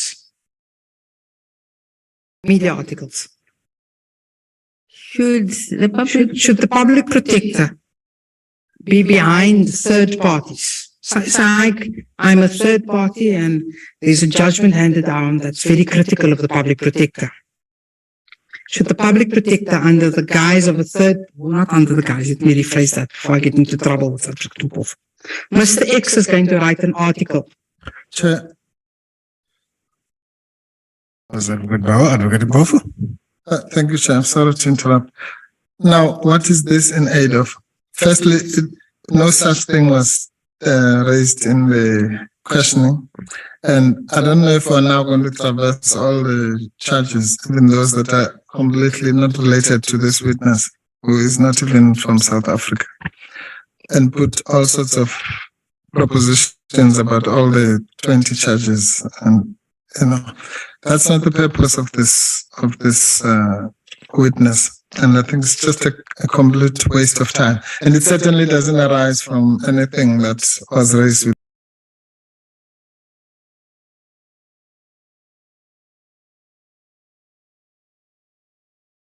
this witness. Quite apart from the fact that this whole thing is just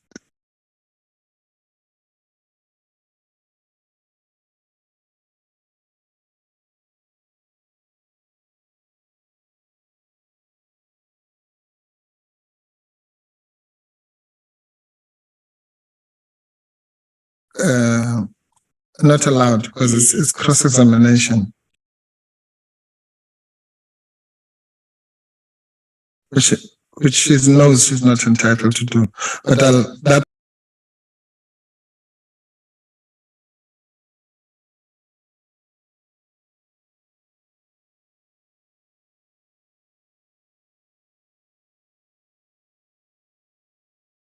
I don't want to deal with now. I think I'll deal with it when we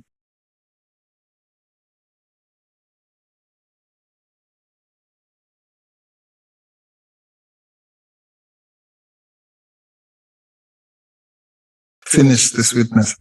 Because if this trend is going to continue, we're going to have a problem. But I just don't want to make a meal of it now.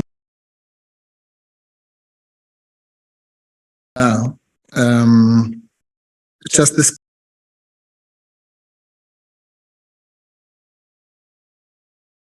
specific question. What does it serve? What purpose does it serve? Thank you. Mkhwebane, Yeah, I respond.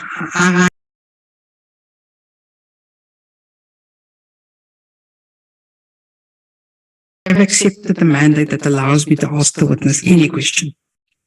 It's Advocate Mpofu that's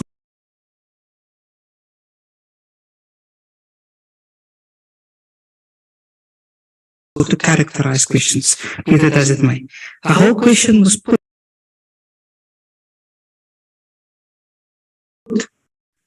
to the witness during direct examination by Advocate Mpofu as to the contrast between Section 181 of the Public Protector and Section 165 of the courts. The courts are operated by judges. There's a particular relationship between the Public Protector and the judges. There was a suggestion made of judicial harassment because of judges and judges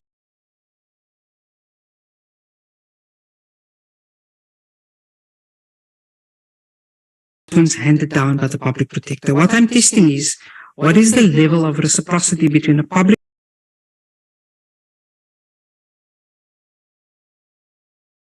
Protector and the very judiciary that is being complained of as being harassment, and whether what is expected of a Public Protector acting independently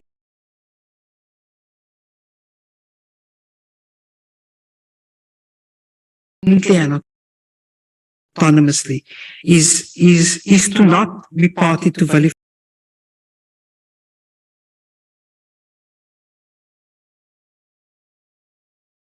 the judiciary as at the level of principle. We can put that at different reasons. But we've had evidence before this committee as to what has been going on behind the scenes, and it goes to the complaint that's before this committee, the motion which this witness hasn't been taken to it all under direct, as to how the resources of the institution is used and whether that's acceptable.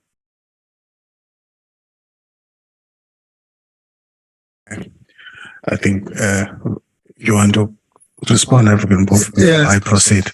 Chair, is I accept that there was such evidence. That's not where I am. I'm saying whether this question,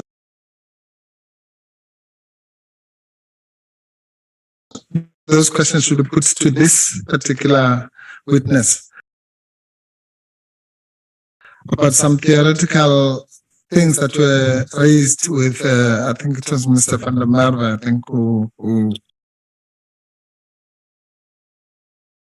gave the evidence about Mr. Mkhwebane and whatever. Yes. Are we going to go down that path of testing every proposition that was put by all the 18 witnesses with this witness? That's the point I'm making. I'm not saying that that evidence was not led, but as to whether we're now going to go through the path of testing everything that was ever said in this commission to this witness, whose only job was to tell us about the higher level standards of international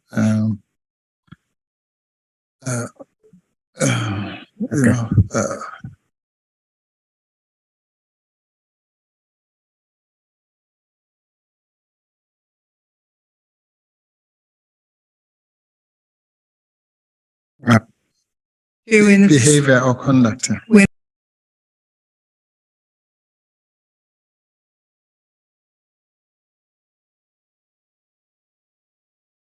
When it suited Advocate Mpofu, we relied on evidence of witnesses.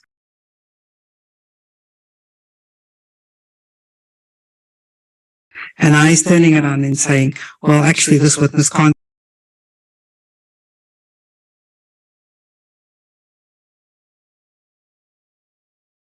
actually deal with evidence.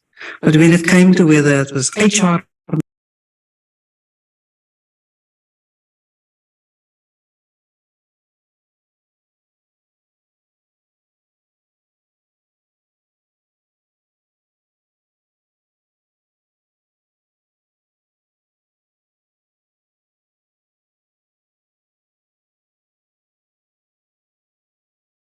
matters, or when it was a question of whether it's something that should be in the labor court.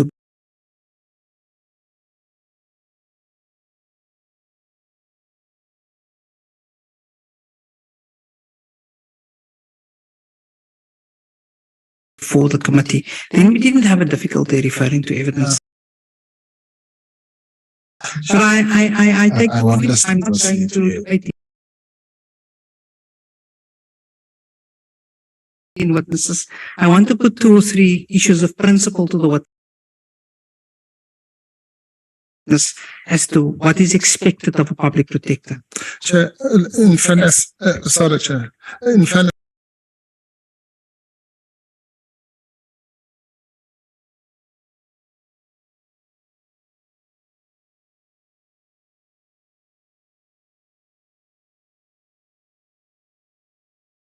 I'm not blocking all I'm saying, let's give an example. I would have said to the witness, for example, if this and that situation happens,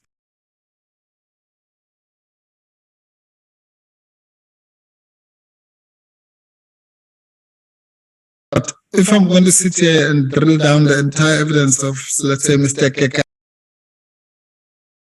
Kekana with this witness, then, how is it going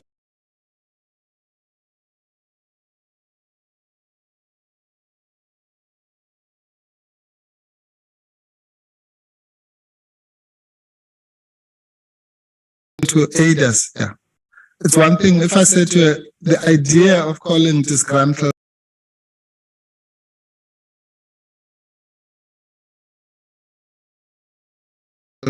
employees, that's at a particular level, but not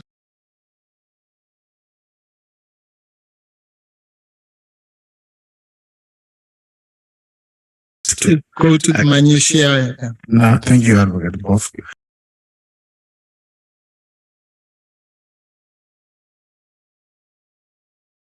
Advocate Bauer, can we proceed?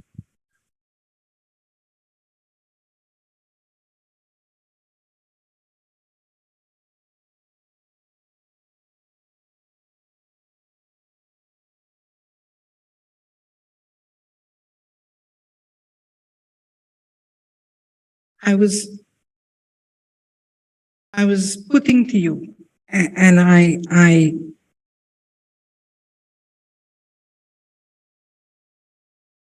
want to put this at the level of generality. A judgment comes out, and the judgment is scathing of a public protector.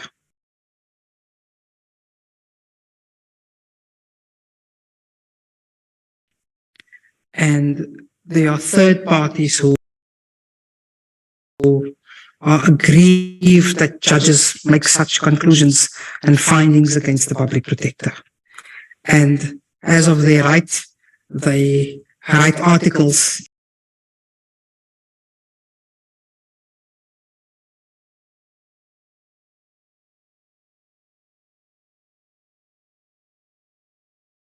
in the media, on social media, etc., in which they vilify these judges, be them in whichever way. Let's just assume it's a vilification. And the question I'm asking you is, should the public protector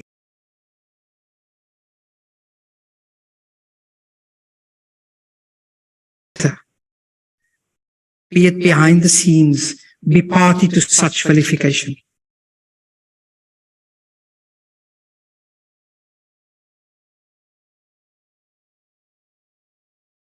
I will state what I stated before, that the Office of the Ombudsman is not supposed to have any commercial transactions, contracts. The Ombudsman is not supposed to have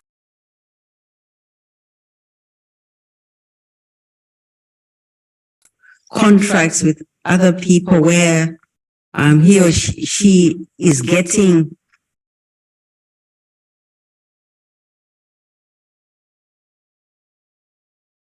a benefit, whether it's monetary or any other type of benefits.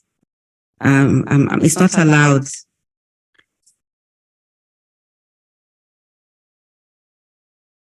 And as a follow-on, that would you say that the funds of the institution should also not be used for purposes which do not fall within the mandate of the institution?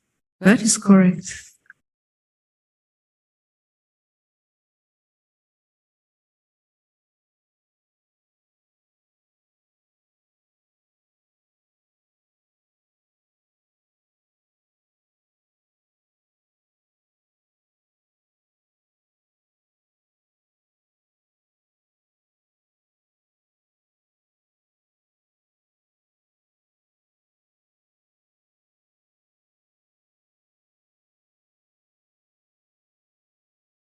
Can we come to this question of security of tenure? South African Public Protector has security of tenure, correct? Yes. So when you have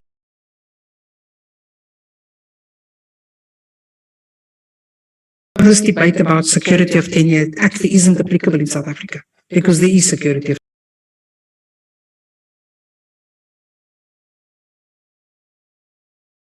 tenure. There is security of tenure in South Africa. The constitution is very clear. Whether it's 7 years or whether 10 years, it matters not. Yes, so long as it's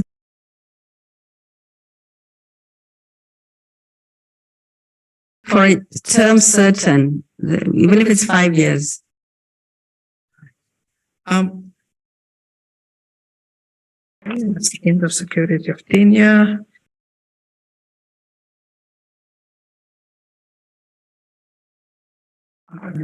Sources. Okay.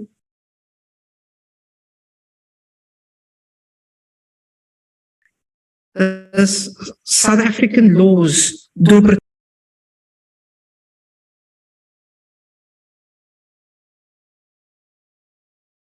the independence and autonomy of the public protector, correct? They do.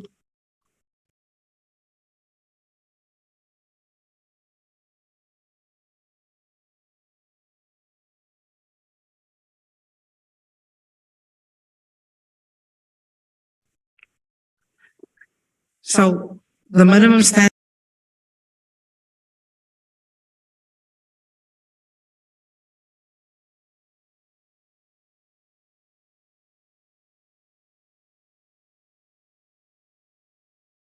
in respect of endeavoring to protect the independence and autonomy has been adhered to in South Africa. They have been adhered to, and that is the reason why the Office of the Public Protector South Africa was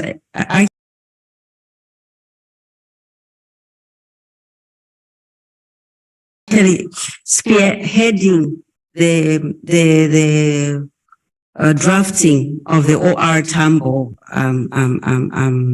declaration, because they were coming from a standpoint that we are already enjoying these benefits, and we should ensure that, the entire Africa enjoys these benefits. So when you ask questions as to whether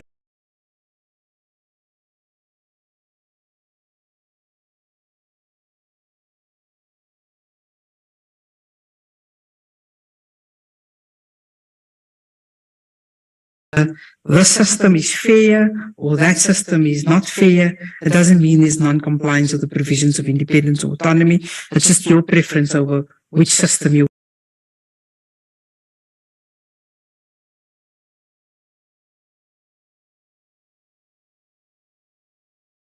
prefer to see in place.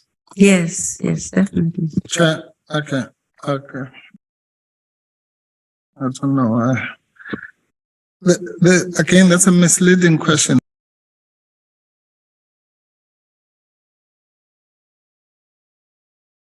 Deliberately so. The questions about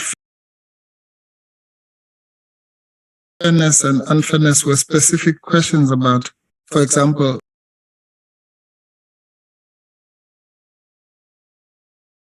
whether a complainant is called or not called. Not some theoretical thing about whether the law says there must be fairness. Of course, the law says there must be fairness. The question is whether there is fairness now in the ground, not whether it's in a piece of paper.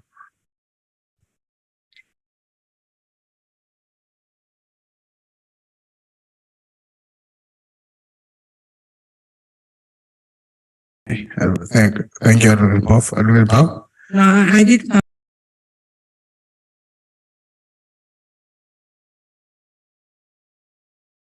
understand this. The position and one of the propositions, let me take that to you. You were asked the proposition whether you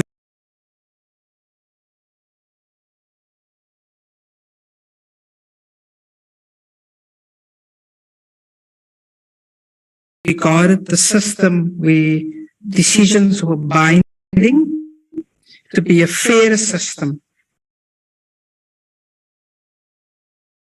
and the decisions where it was only a recommendation, and your answer was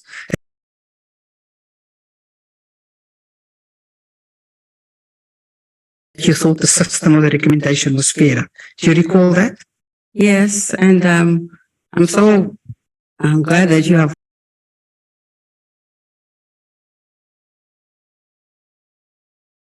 qualified it yourself, because the South African legislation is compliant with all the principles, but whenever there is such legislation, sometimes in the application there can be problems and there can be mistakes, but otherwise on the face of it, South African law is compliant. So, and this is something so that I can understand. You understand this.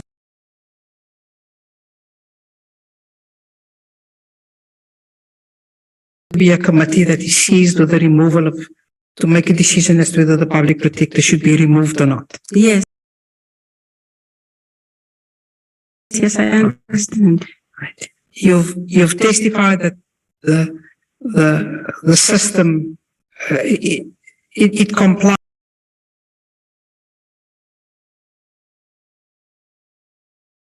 with the prescripts of the constitutional law. It's in accordance with the law that this process is taking place. Exactly. Right. You would rather not have had this country reach this point because it's not good for public protectors or for the institution. Yes. Insofar as we are trying to grow ombudsmanship in Africa. And we are trying to entrench the principles of the institution of the Ombudsman in Africa. So whatever we do, especially the countries that are leading in ombudsmanship, we have to ensure that we are taking care for the other countries that are more vulnerable, that don't have very strong ombudsman institutions. So that is in the spirit in which I gave my testimony here. And in the course of you giving evidence, certain examples were put to you. And let me give you one example. Let me put something to you. The oversight of a public protector in South Africa is the legislature, the parliament. And you are in agreement that that is best practice. Yes, it is best practice. But as I said, in its implementation, we should always look at how we are implementing. Otherwise, that is the best practice. But you haven't been privy to all the evidence before this inquiry that you can pass an opinion on the process itself. Or do you feel confident enough to pass an opinion on the process? I haven't passed an opinion on the process, simply because I believe that it's ongoing. We have not yet come to the end of it. It would be precipitous for me to actually say this is wrong and that this is right. You will put, and so let me take one example from a different angle that was put to you. Parliament is made up of elected members, and those elected members serve the public. Would you agree with that? Yes. And those elected members must fulfill their constitutional obligations to Parliament. That is correct. In the performance of their functions. That is correct. And in doing so, they must act in a constitutional manner. That is correct. Now, if you are a member of Parliament and you belong to a particular political party and your husband is the chief whip of that party, and that party lodges the complaint to Parliament.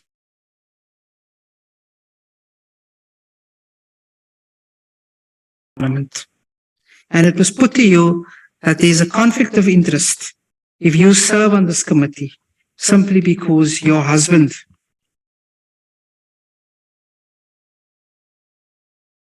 is the chief whip of that political party and on behalf of that political party submitted the complaint to Parliament.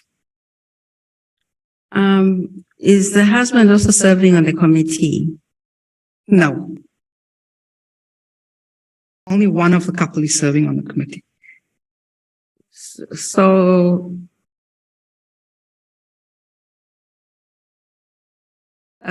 is the person who is serving the committee the one who submitted the complaint? No.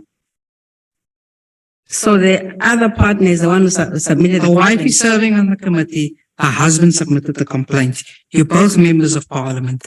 Her husband submits it on behalf of the political party. The political party tables it at Parliament. Parliament accepts the motion. It's a parliamentary motion, and it gets referred to the committee on which you serve. And as I understood your evidence, you were saying you can't serve because that's a conflict of interest. Exactly. It is a conflict of interest. And that partner who is serving on the committee must actually declare his interest. Well, let's assume everybody knows that he's the spouse. It's known to every member of Parliament that the two of them are married. And let's assume, to make this more complicated, that they're the only two members of that political party. And so only one of them can serve on this committee, and on your conflict of interest, that political party would not be represented on this committee. It would still be a conflict of interest. I would even if I were that person, I would give, I would allow another person to actually represent me or vote in my stead, but it's still a conflict of interest. Whichever way you put it, it's still a conflict. So I want to ask you why you say it's a conflict of interest. But Chairperson, okay, I'm saying this for the last time, I'm sorry. Even under cross-examination, which I don't know what she calls this, my learned friend, once the question is answered, it's answered. You can't probe it like this, especially if you're an evidence leader. You don't have a version. You're not representing a party. You're just an evidence leader, not a prosecutor. And you ask a question and it's answered, it's answered. The witness even says, even if you put it in 1,000 ways, it will still be a conflict. And then, but, being argumentative with the witness, she has answered the question. That's a view. You might, when we argue the case later, my learned friend might say that view was wrong for whatever reasons and bring authorities, whatever. But you can't squeeze a different answer from this witness on this. Okay, thank you, Advocate. I'm not asking. Sorry, Advocate Bauer. I've not recognized you. Just in fairness, Advocate Mpofu, the question has been put to the witness, and she has emphatically responded in saying, in her own view and understanding, that would constitute a conflict of interest. She's done that. There's a second question being asked that says, why does she think it is? So I'm saying in fairness, let's allow that to proceed. But I get your point. Ms. Sakani, I'm not. Say that again, Bow. Sorry, I'm not. I accept your view is it's a conflict of interest. I'm so sorry. I really am. Chair, I'm not going to object. I just want to explain what I'm saying. All I'm saying is that to argue with the witness, because even that, why are you saying that, is challenging the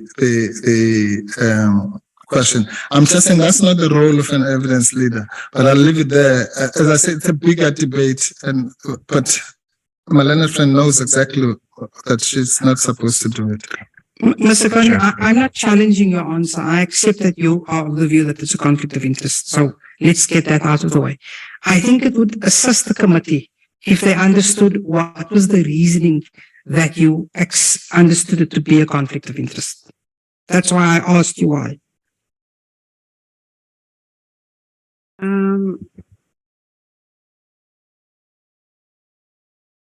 I think let's maybe to put a matter more simply, if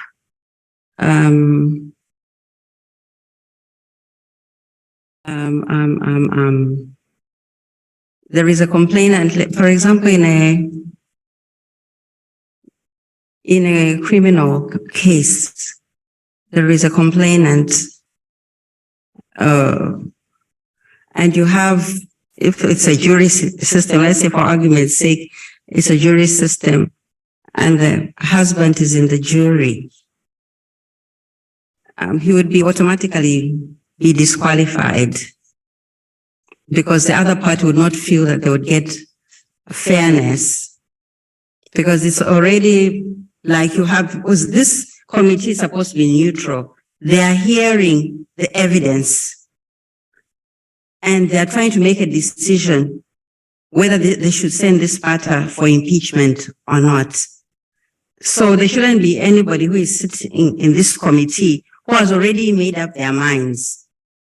So if this person is the person who is in the committee is the husband and the complainant is out there, so it means that already from the start, we already know that when it comes to voting time, there's that person, the decision of that person is already a fait accompli. So it's just a very, very straightforward matter. Just so that I can understand, it's based on a presupposition that husbands and wives always agree. It's not a presupposition. Even when you have a bidding matter, let us say we are bidding for a contract here, and the person who is bidding is a husband, and in the bidding committee there is the wife. Obviously, that person has to declare an interest and say, no, this person who is bidding is my husband. It's just really straightforward.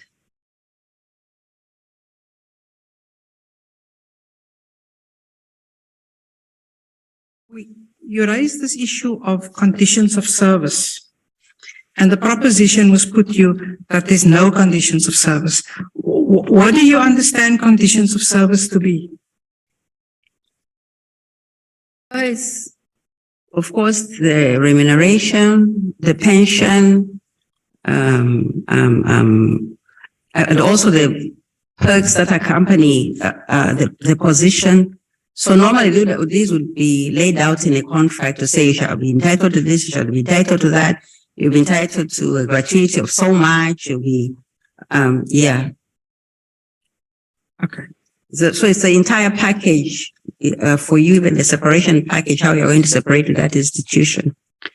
And it's important for the independence and autonomy of a public protector that the public protector is aware of what that public protector is going to earn, what the pension is going to be, probably what leave they're entitled to, the term of office remuneration. It should be certain. It should be certain because I was in a situation myself earlier on when I came into office where I didn't know what my terms and conditions of service were. So it's like today I would be given this, then that would be taken away. And then tomorrow I'm told, no, you're entitled to this. And then another person says, no, you're not entitled. And this is because the terms and conditions of service were not written down. And, of course, the terms and conditions of service are not supposed to be, whittled away slowly. Sometimes there's a tendency for the executive to start whittling away the terms and conditions of service. Slowly you start losing. So it's just better for all the terms and conditions of service to be put in a contract. So that is different from a job card. Would you agree as to how you're going to tackle the job? I beg your pardon? Well, there's conditions of service which governs your employment.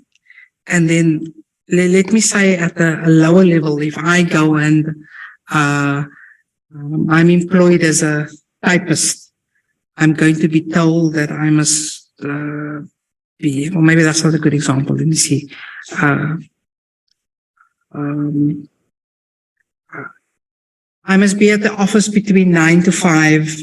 I must be able to do 10 letters a day. That's a job card as opposed to conditions of service. Would you agree? Yes. You're not referring to a job card. You're referring to conditions of service. No, I'm referring to terms and conditions of service. Yes. Right. Thank you.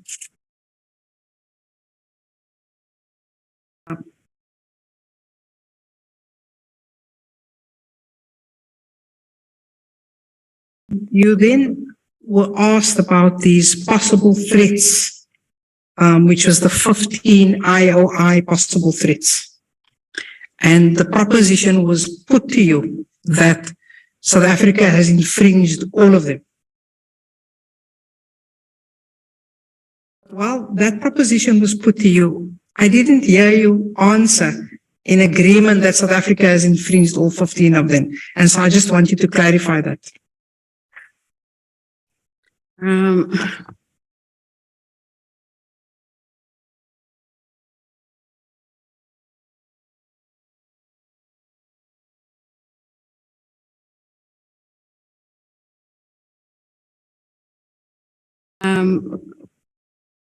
Speaking on behalf of ALJAMA, I don't think we have sat down to look at the threats to the institution to say, oh, this is a threat that is existent in South Africa. This isn't. So we haven't done that. We haven't done that exercise.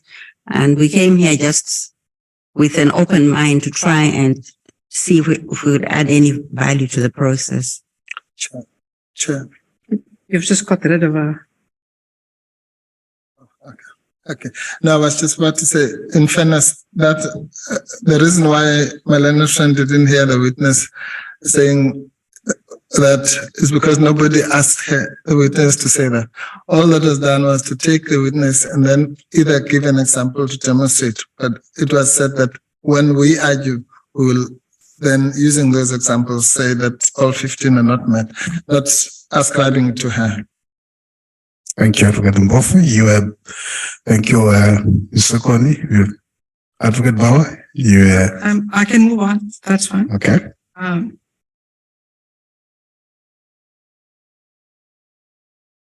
There's a statement in paragraph 40 where you say that the South African courts feel threatened by the public protector's powers.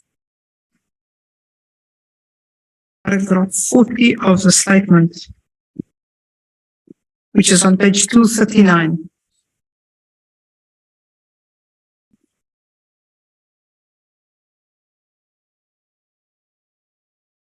It is evident that issuing of binding decisions makes the Ombudsman amenable to review of its decisions by the courts of law. The courts also seem to feel threatened by the judicial powers of the Ombudsman, and there is always a temptation by one of the three arms of government to trim down the powers of the Ombudsman, as evidenced by the matters in Zambia and South Africa. Can I maybe ask the first question arising from that? You accept that in South Africa, the public protector does not have judicial powers?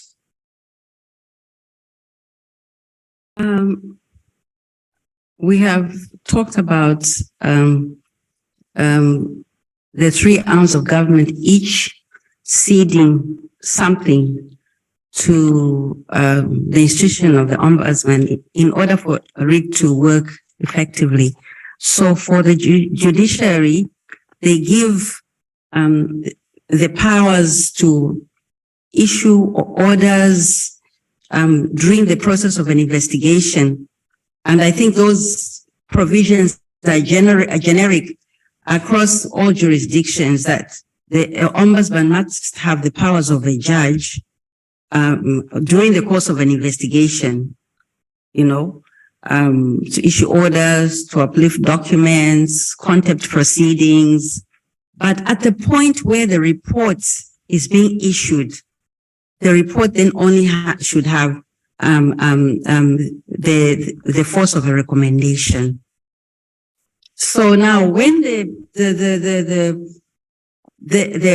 Ombudsman is given binding powers, the Ombudsman can make mistakes, can overstep its boundaries, perhaps, as we have been discussing, you and I have been discussing the issue of the Reserve Bank of South Africa. So then the courts will take issue with that, and they will castigate an errant Ombudsman for going beyond his or her powers. So it's in that spirit that this paragraph was written, that it's actually much better, I think, for the Ombudsman to only exercise powers of recommendation. And you find that they will not come into conflict with the judiciary. I think that's the only time when the Ombudsman comes into conflict with the judiciary, when they're exercising binding powers. Usually the only time. So it's just, anyway. Now, I was interested in the statement that the courts feel threatened by the public protector. And I wondered which judgments of the South African courts you had regard to that reflected that the courts felt threatened by the... I think if you read the statement, it's a general statement. I've said, however, it is evident that issuing of binding decisions makes the Ombudsman amenable to review of its decisions by the courts of law. The courts also seem to feel threatened by the judicial powers of the Ombudsman, and there is always a temptation by any one of the three arms of government, meaning that if you give binding powers, to trim down the powers of the Ombudsman, as evidenced by the matters in Zambia and South Africa. So we're talking about trimming down the powers. They trimmed down the powers. In their interpretation, they said the Ombudsman does not have judicial powers, And the same was said in the South African judgment.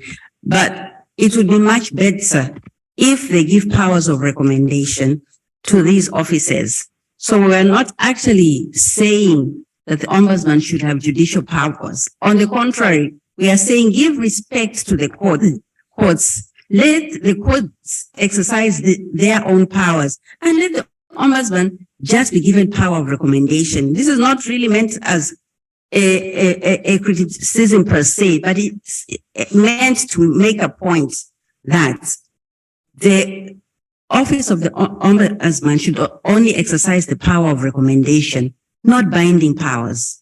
So we are setting this scenario to say when you give the office of the ombudsman binding powers, there is always these conflicts that may arise between the office of the ombudsman and the courts. So as I understand, you're saying this at the level of generality. You're not specifically referring to any particular judge or court in South Africa. No. This is so the general paragraph. I think I've read it. So I want to come to this question of civil servants. Your concern stems from the fact that those employed at the public protector should be selected by the public protector, not the executive.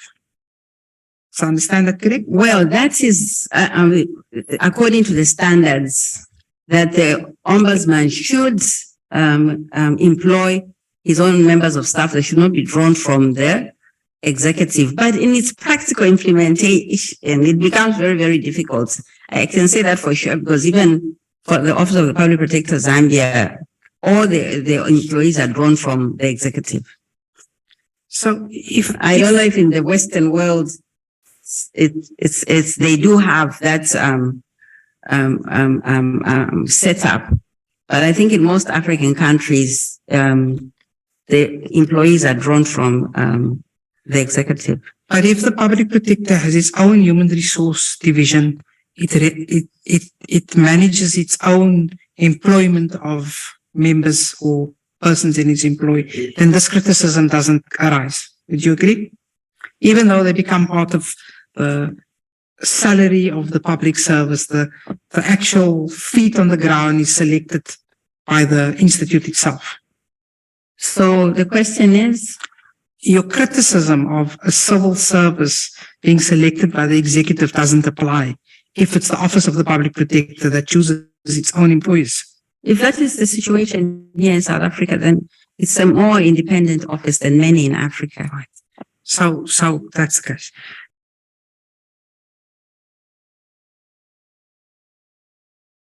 Now, if you that independent office and you are entitled with your own HR department to employ people, to put out adverts, to select from the public, to decide who you're going to be employed, should you be seconding employees from government departments? I think it depends on the agreement between the government and that ombudsman office, because I know for a fact from our legislation we are allowed to employ, but we are getting employees from the public service simply because a lot of the times we don't have the budget lines to employ these people, and they're able to give us those employees and create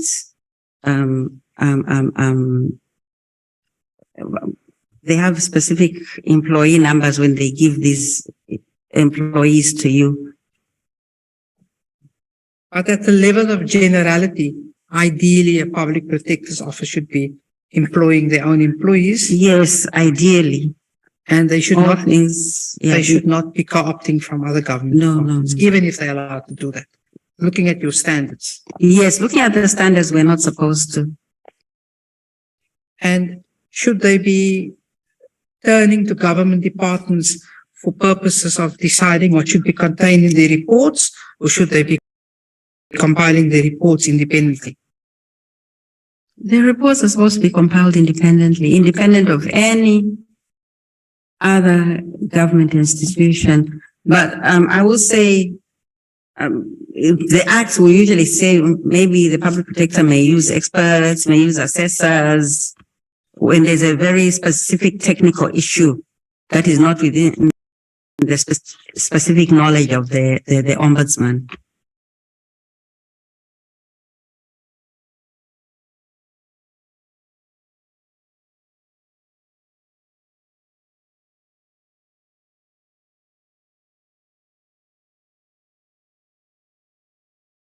Okay, with that silence, we're going to take a 15-minute break. When we come back, I would like you to wrap up Advocate Bauer, and then we get to members.